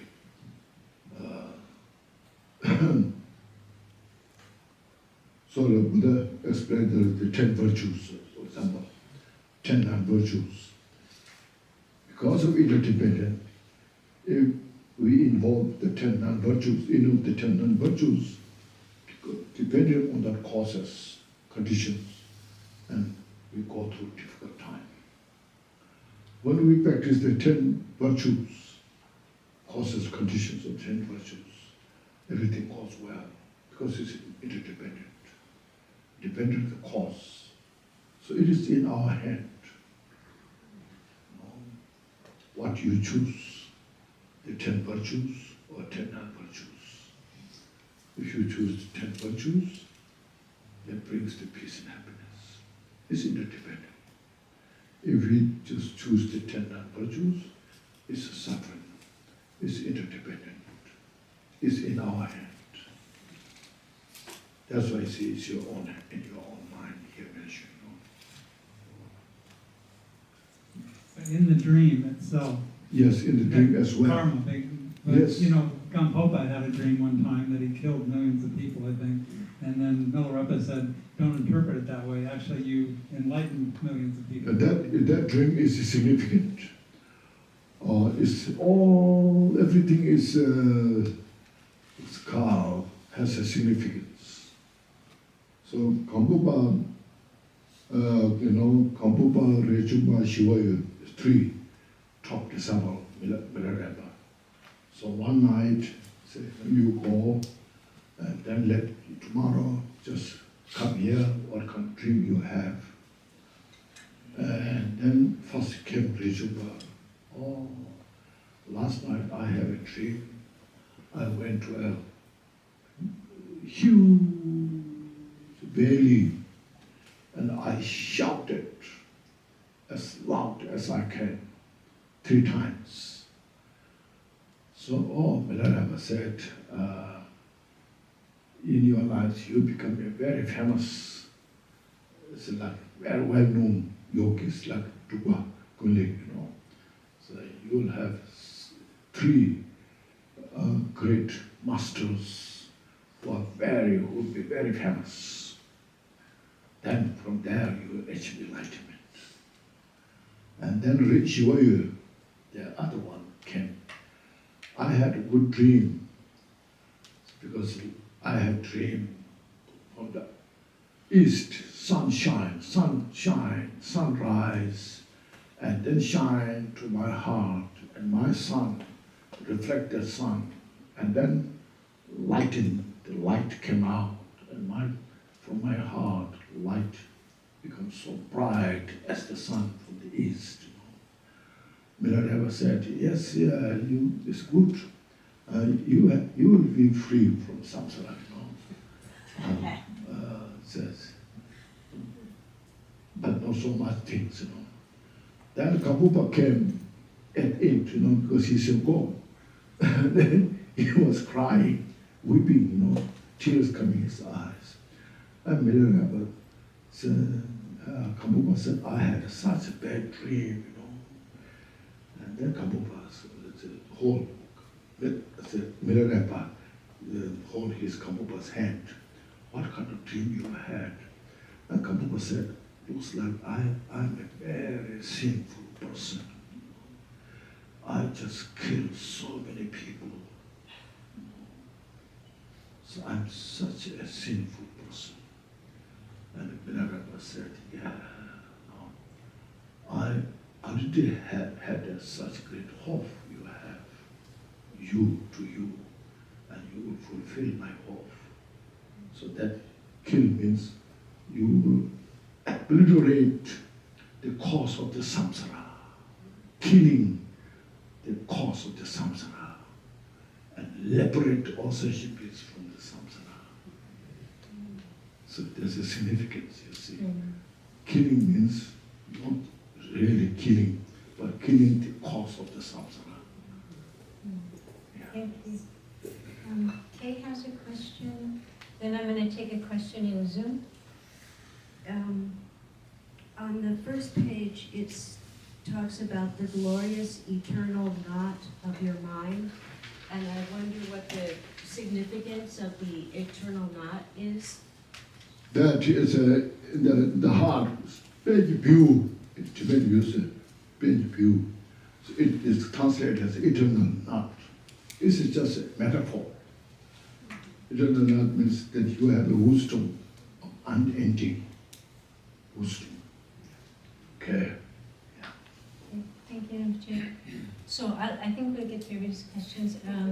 So Lucas in Zoom has a question.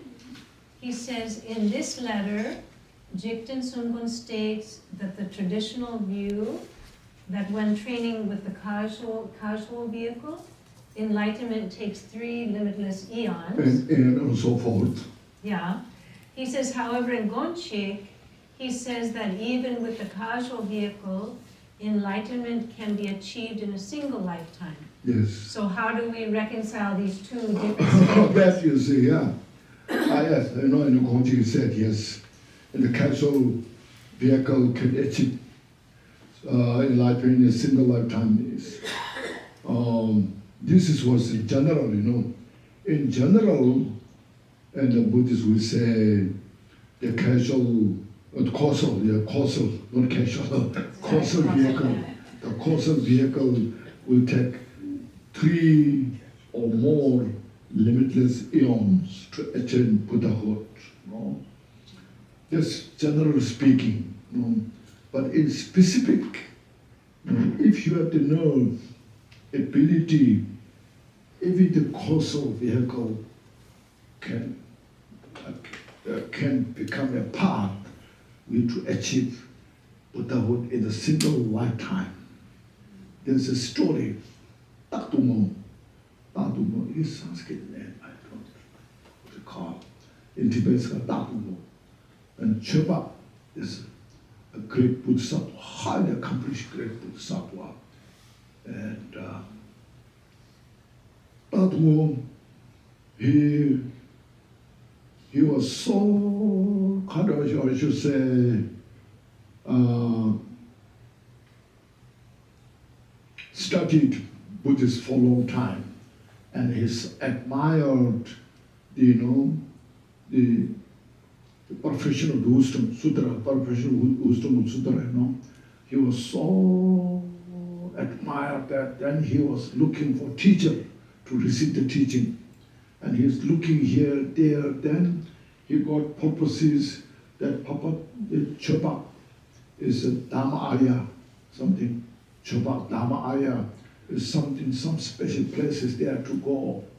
So then he prayed, he meditated, and then he just, then he heard where the Dhamma Arya, the teacher, great Bodhisattvas, who embodies the perfection of wisdom. And then he was looking how to make offering to find the offerings, and he tried all his best, and then he found a sponsor who gave him, all these enough offerings, and then he went there, just make journey, totally sacrifice his life for the Dharma, nothing else, totally 100% dedicated his life to search the Dharma, to receive the Dharma teaching. So he made journey towards that direction. Always nothing but only contemplating that Arya Dharma or Dharma Arya, the teacher and the teaching. Then when he arrived there, and then he made all the offerings to that great master, and then he meditated, received teaching. Daytime he received teachings, at night meditated.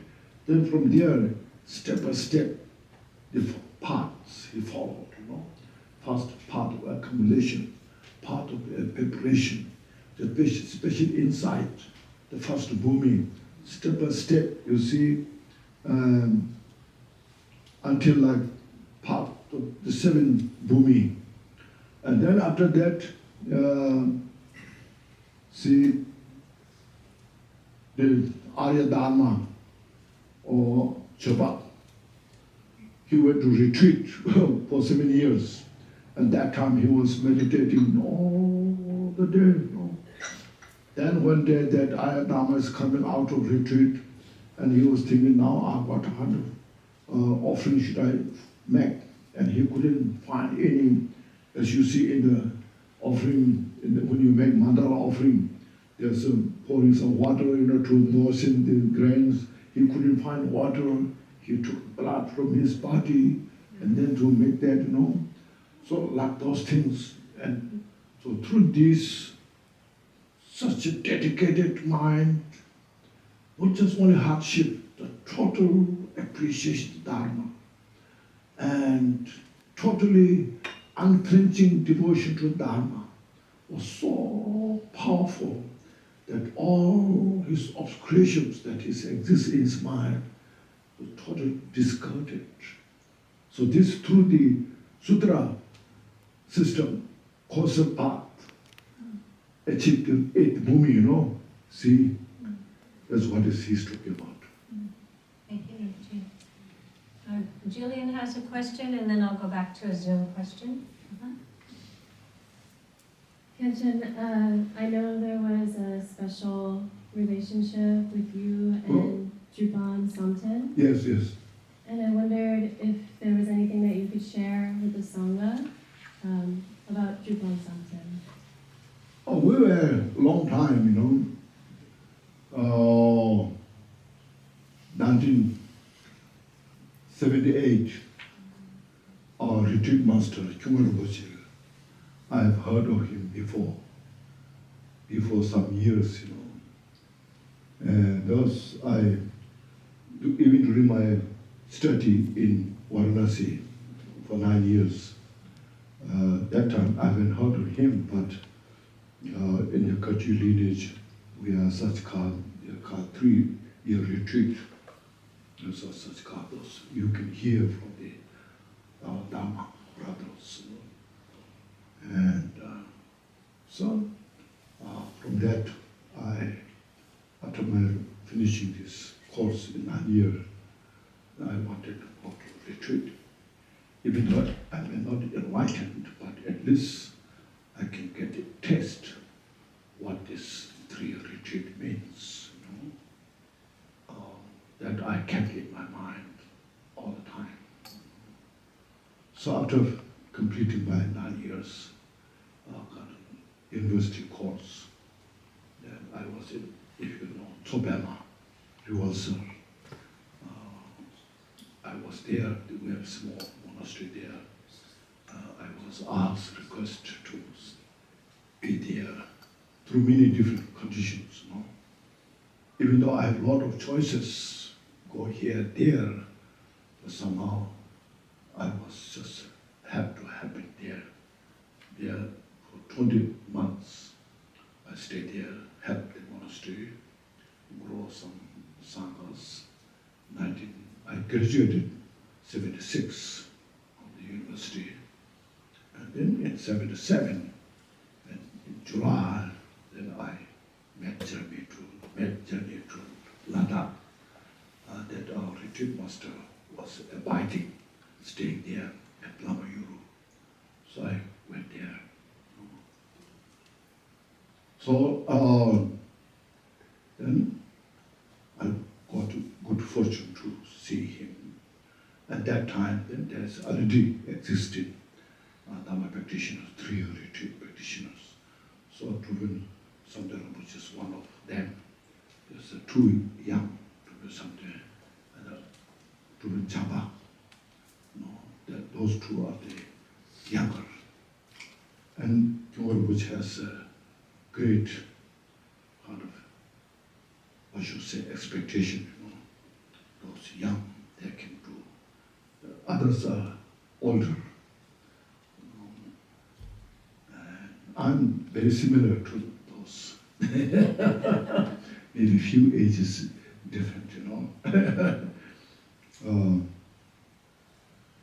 So they are very devoted, you see, very devoted to our retreat master Chumaravach, as everybody, But we have to survive ourselves. There's no anybody support us. There's no any association or anything, monastery or any. There's no one helping us. We have to arrange ourselves, the food, place to live, There's nothing. So we worked hard so much, especially like myself, I just, outcomer. Is it outcomer? Oh, Outsider? outsider. Newcomer. How about newcomer? Newcomer. That's not better. So we did, But we managed, Yeah. The conditions are poor, very little food.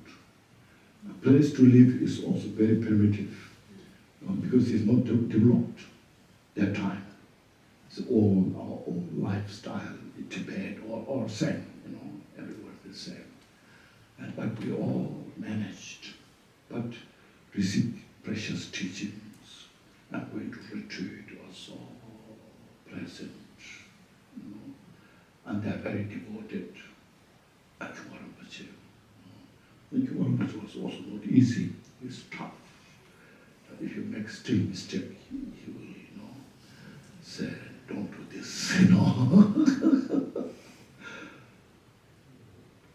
So that way, you see, we all are very devoted. And then he was as well. So then, and practice accordingly what his wish.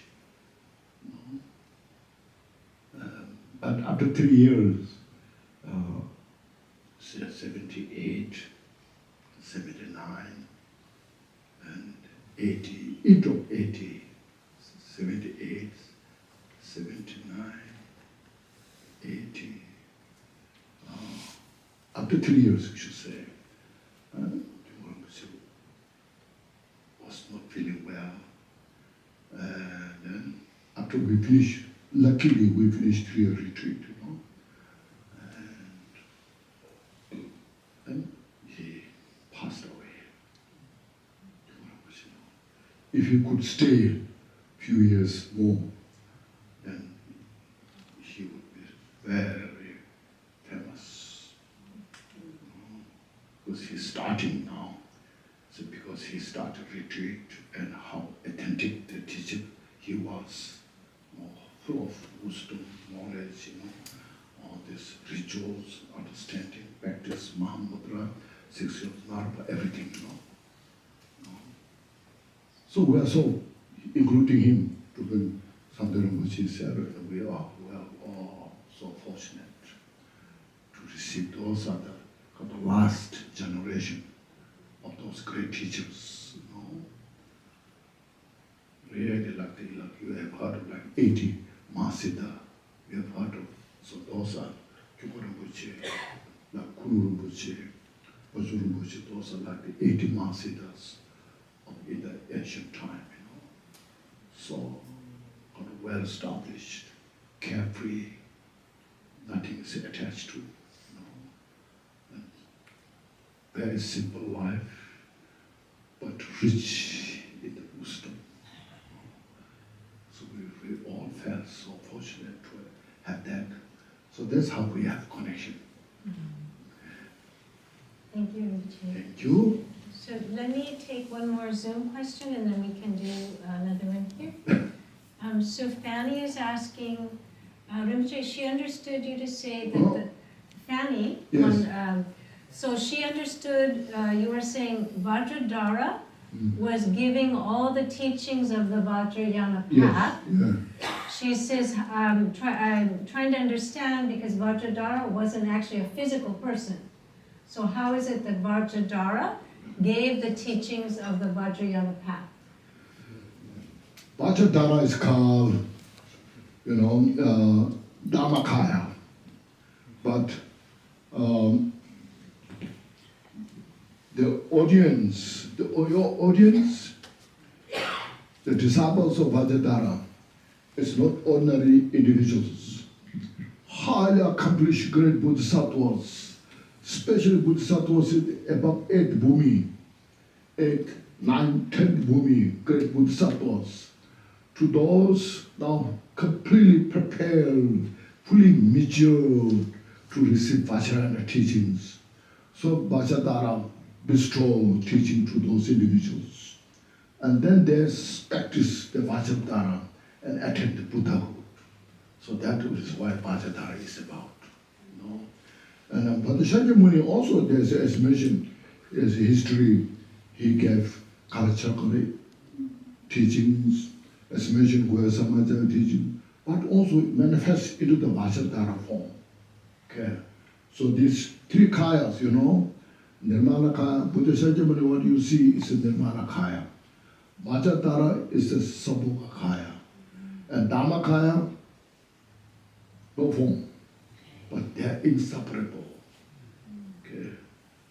Because from Dhammakaya, then you Buddha manifest Vajradhara form to give teachings to the great Bodhisattvas. From Dhammakaya, Buddha manifests into the Nirmanakaya Shakyamuni to teach individual, ordinary people. Okay? Thank you. Yes. And Ben, Yes. ask a question. I have questions. In here they say that when the water merge into the water, Yes. or water merge into the water, Yes. that become one. You're one. That become one. Cannot separate that out later. That's right. So when the our awareness merge into the wisdom, it that become one? It not become one. It is already one. Yes.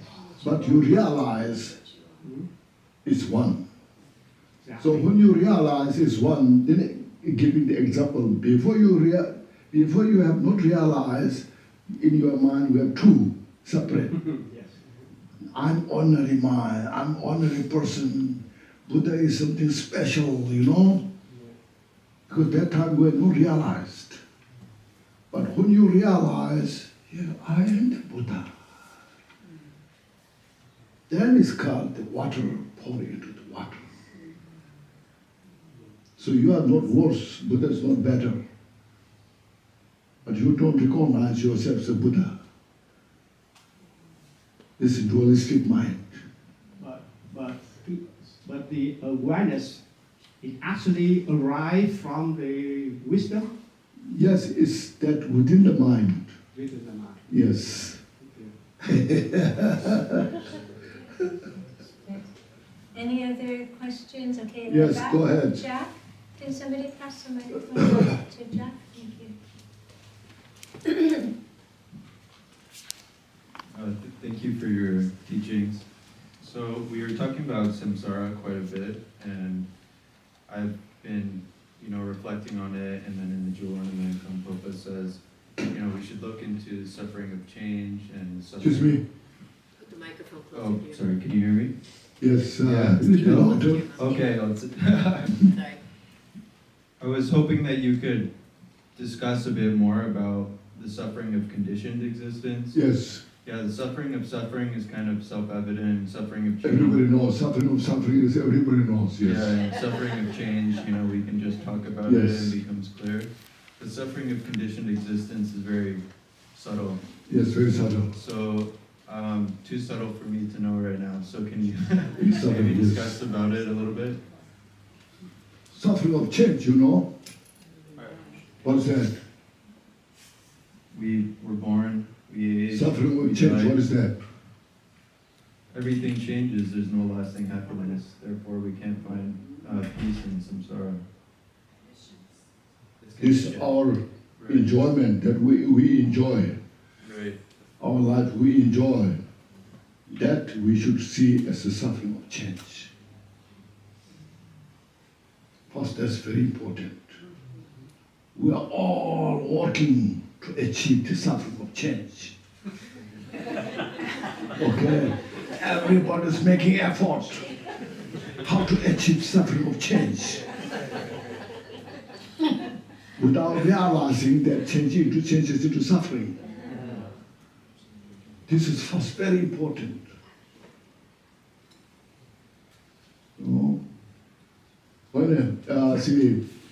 When I have this watch, this very expensive, very beautiful, I enjoy. It brings the joy in my mind,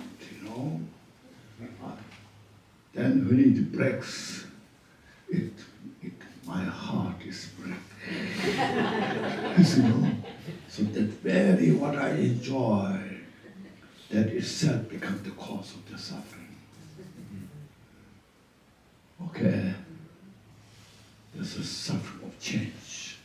It's not saying it's a bad thing, but it's saying what reality nature is. The food I enjoy, so delicious, so good, I like it, You eat, so if it is really enjoyment, more you eat, you can enjoy more. You eat 1 plate, 2 plates, 3 plates, then that very enjoyment brings the suffering. Okay? That's called suffering of change. So that's through the wisdom you understand. Okay? So don't attach too much. You just appreciate what you have. You rejoice what you have. And that will give you satisfaction. Happy. Yeah. First, this is very important. First, you understand that, recognize that, okay? And then the suffering of conditions, as long as you have these 5 aggregates you have, you are conditioned of suffering. Good or bad, doesn't matter. Anybody in the world.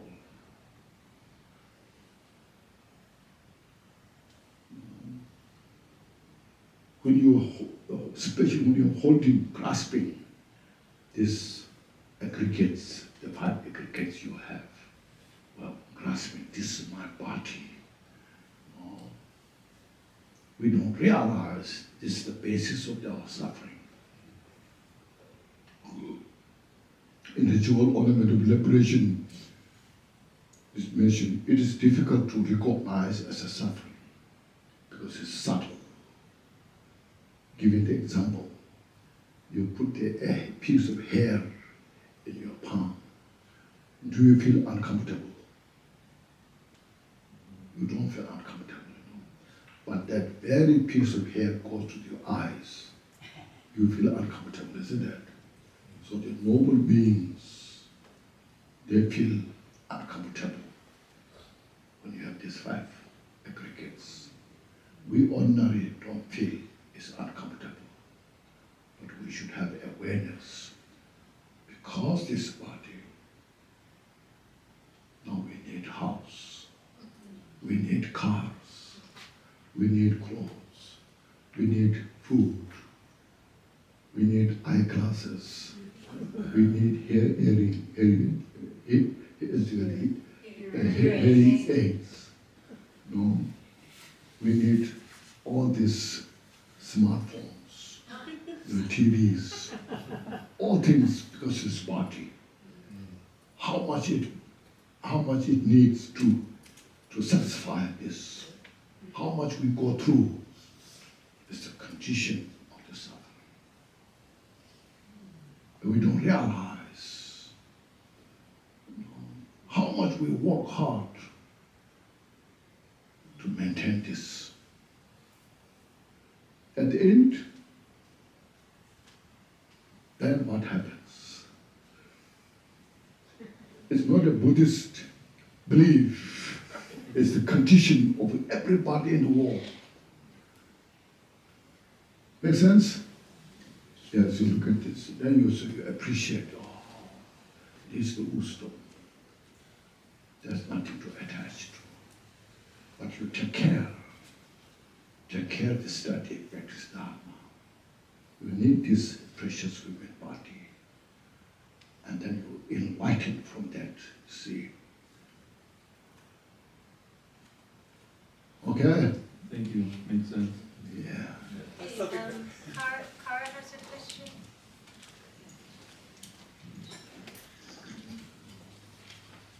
Hi, Rinpoche. Thank you so much for your teachings today. The other day I had a spider in my house, and I so kindly picked it up and brought it outside with the good intention of saving it. And I put it down, and I thought to myself, oh, I'm such a good person helping this spider. And then a lizard came out and ate the spider right when I let it go. So I had the intention of good, and then I ended up feeding the lizard, which I guess could also be good. And then today, driving here, there was a bee on my windshield wiper. I got on the highway, the wiper started going because I was trying to clean my windshield, and I noticed it, and so I got off the highway, parked, helped the bee get off the windshield, put it on a plant, and I thought to myself, how do animals and bees and lizards and spiders move into a precious human body? How do they get out of the cycle of the karma that they're creating? And how can I better help them? Can I don't know, help them move through that cycle to find the precious human bodies, or to become closer to the possibility Yeah. of moving through that? Yeah, that is, the point is, when you study precious human life, you will contemplate the rarity of the precious human life. How it's rare to get that. First, precious human life, the direct cause is the Shila, the moral ethics, the keeping the, just example, 5%, I'm sure everyone knows, keeping it 5%, as example. And that is the direct cause for the precious human life to achieve. So from this point of view, it's also then also said in the Mathematical Avatar, determinations to achieve the highest status, precious human life is there's nothing other than Shila. Determination is moral ethics. So that's why when you have, as I mentioned repeatedly, when you have this precious human life, you appreciate, you rejoice, first of all, and you take advantage of this, utilize, study, practice Dharma as much as you can. And then in the Jewel Ornament of Liberation mentioned, you see how it is difficult to be born in the human life. Look at the animal around. He said the animal. How much animal have the opportunity to be in the born to born in the human life? Very rare.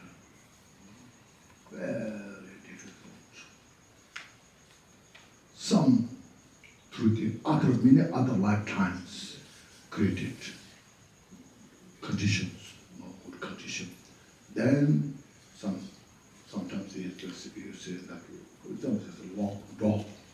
There are some people keep the dog.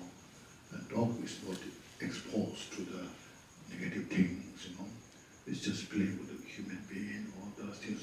So doesn't create negative karma so much, So those individuals, like I said, possible to be born again as a human being. But other than that, very difficult. Look at the bird. Every day, how many insects is eating? As you mentioned, the lizard. So how many?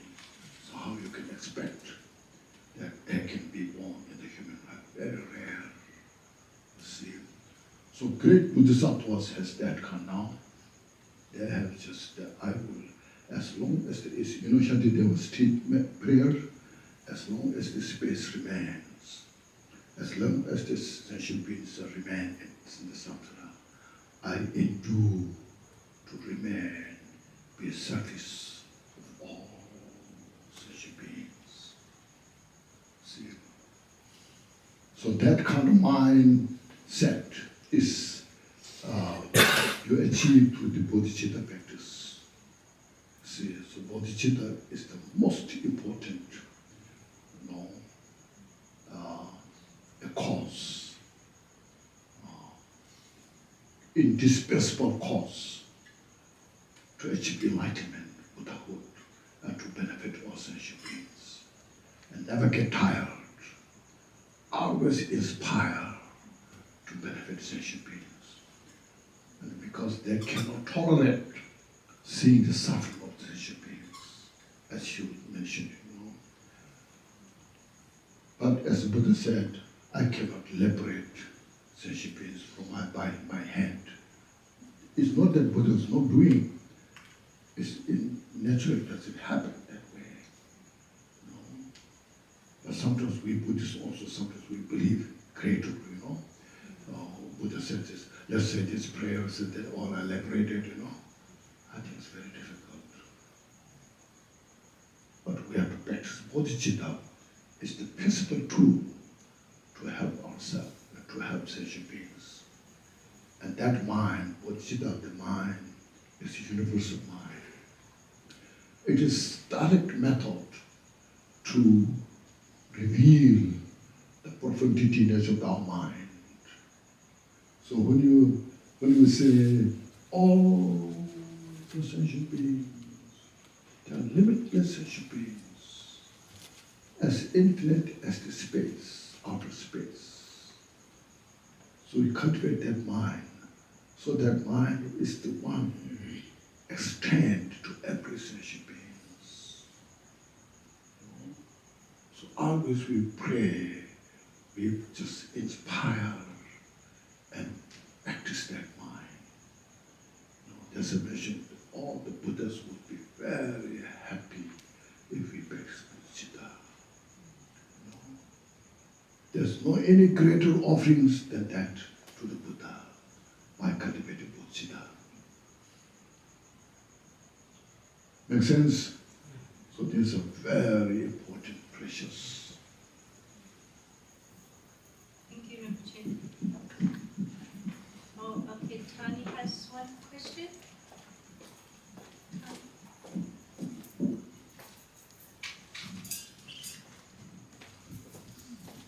Is there such thing as, for example, as a mother, right?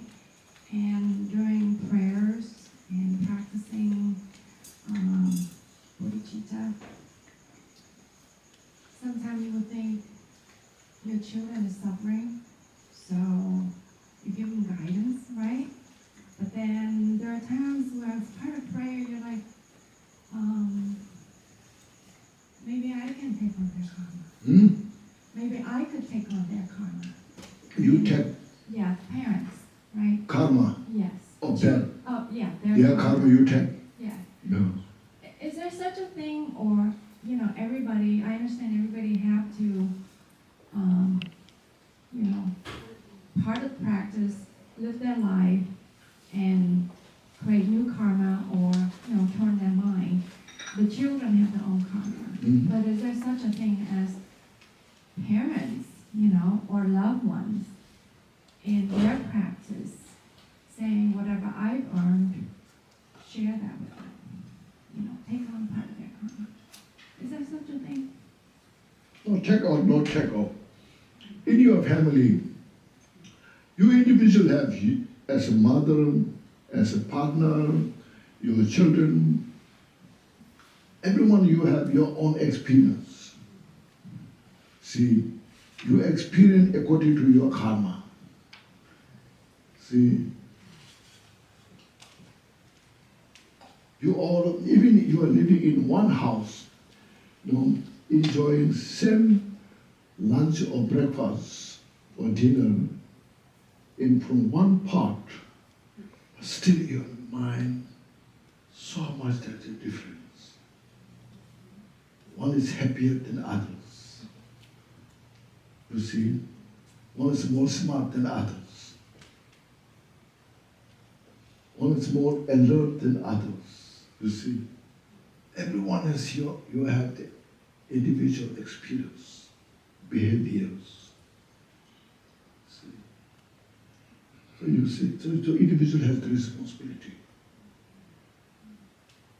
You can support each other what to do, what not to do. But when you come at the point of the manifesting result, you have to experience by yourself. If you have few children, if one gets sick and others are well, so that one who has a karma to get sick. So you cannot take that sickness, you cannot take. You can help doctor, ask a doctor to come. All these things you can help, but you cannot take the pain of the children to you.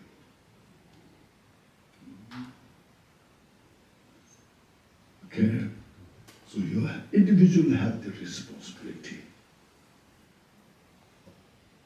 But you have a karma to come together and share a lot of things together because you are karma. But still within that, there's so much, many things are different, You see. The karma is such karma is more complicated than the emptiness. Karma is very subtle, Karma is very subtle.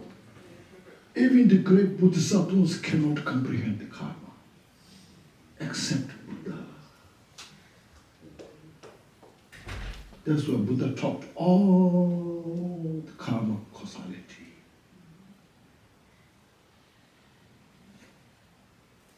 Milarepa said that. Emptiness you can understand as you just investigate, this, that, you investigate this, as I explained, you get a glimpse of the emptiness. Oh, yeah, this is the emptiness. But when you come to the karma point, way down details, look at the peacock, your bird peacock, feather. The peacock, one piece of feather has so many different colors. Each color has its own cause. Who can perceive all these causes of this feather? Only Buddha's mind. That's why Buddha is called omniscient, knowing everything. Okay?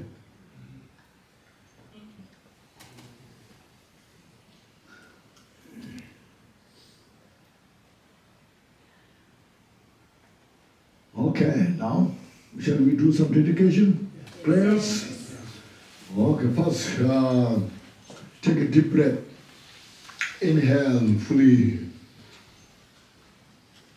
And exhale all the stress. Once more, please inhale fully.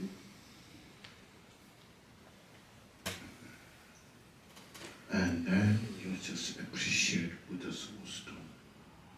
So Buddha taught all those precious teachings. And appreciate yourself. I'm so fortunate.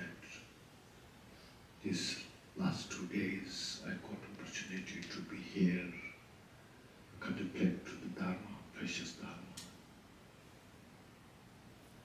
rejoice yourself. Now I should do better. I walk now, I understand more about the causalities. Practice Dharma. It's not just a belief system, it's the living.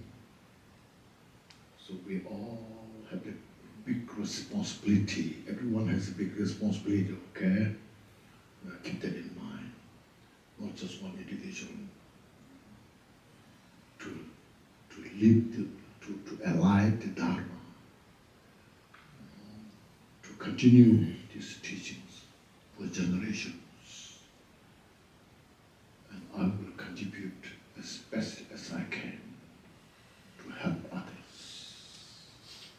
It's really the mind. The mind is, you see. And we all have the mind. And people don't know about that so much. So you deepen your mind, understanding, practice. Okay. Once more, please take one inhale fully and exhale. So all the virtues were created during this, your understanding, developing bodhicitta, loving kindness, compassion, and understanding Mahamudra teachings, Vajrayana teachings, all this you appreciate fully.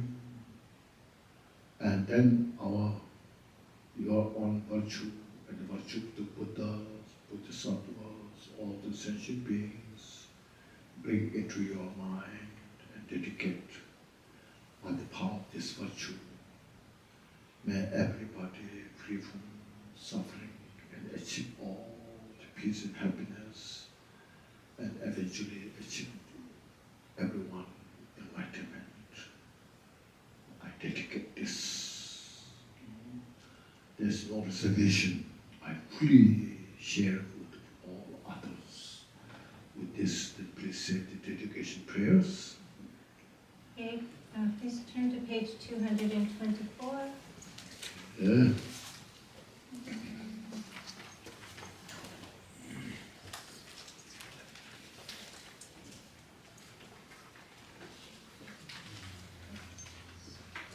Shall we so say all in English? Okay, Yeah, good. okay. Right. Someone introduce me. Yeah, okay. In English, Dorje Chanshin, Tili, Naro, and Marpa, Nirvika, Dharma Lord Rampopa, Amdo Drupa, and Lord Trikumpa. May we have the good fortune of all the Kagyu Lamas. By this virtue may I attain the state of omniscience and overcome the enemy, the defilements. May I liberate all beings from the ocean of existence with the turbulent waves of birth, age, sickness, and death. May precious bodhicitta arise where it has not been, where it has never decreased but grow higher and higher. I pray the Lama has perfect health. I pray the Lama has a long life. I pray all activities flourish. Bless me to not part from the Lama. As Hero Manjushri became wise and likewise did Samantabhadra, so I will follow their example and share this virtue with all beings.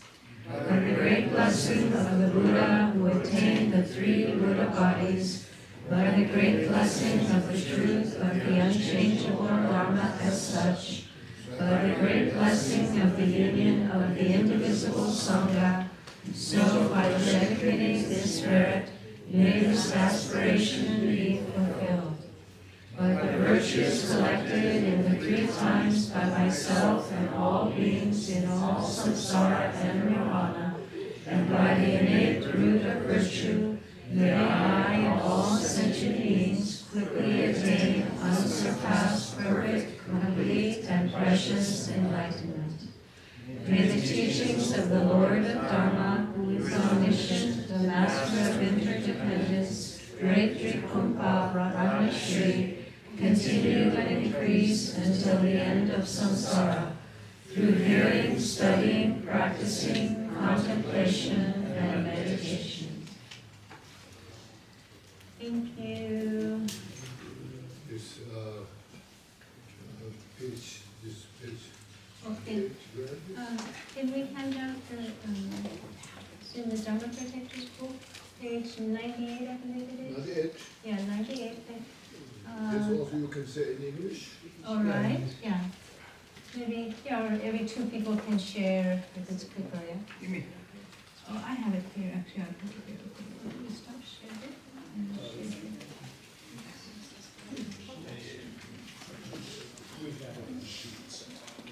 Who needs one?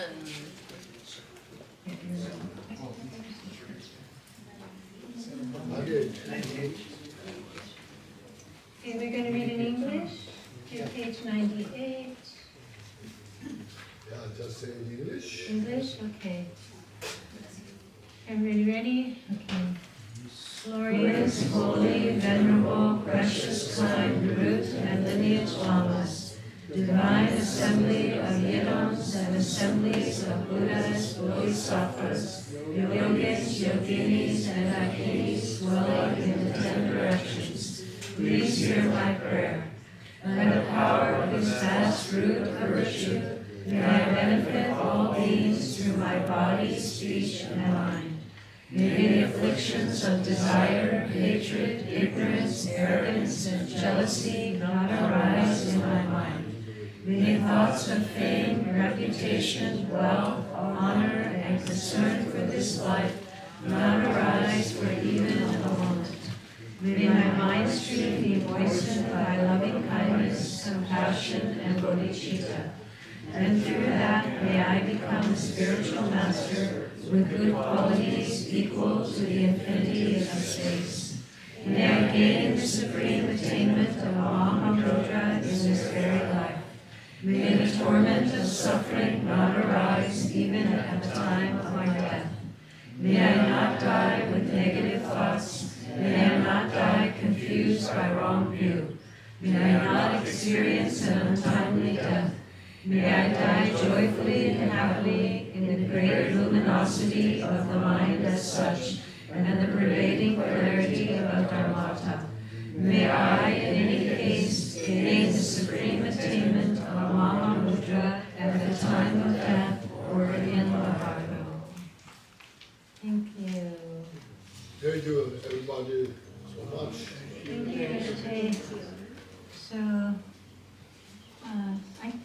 if you go quickly, I think there's a few people, they're not sure they're going to be here next weekend. They wanted to make a kata offering.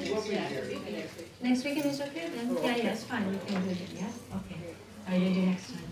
So everyone, just a reminder, so next weekend we have both Saturday and Sunday, and Rinpoche is kindly offered on Saturday. We will have teachings again, really more and more how we can really take the Dharma to our heart and use in our daily life, and then also more about bodhicitta, and we may have time for a short Guru Yoga. So Saturday and then Sunday we have the Amitayas empowerment, and then practice and teachings and soak offering. Yeah. Okay.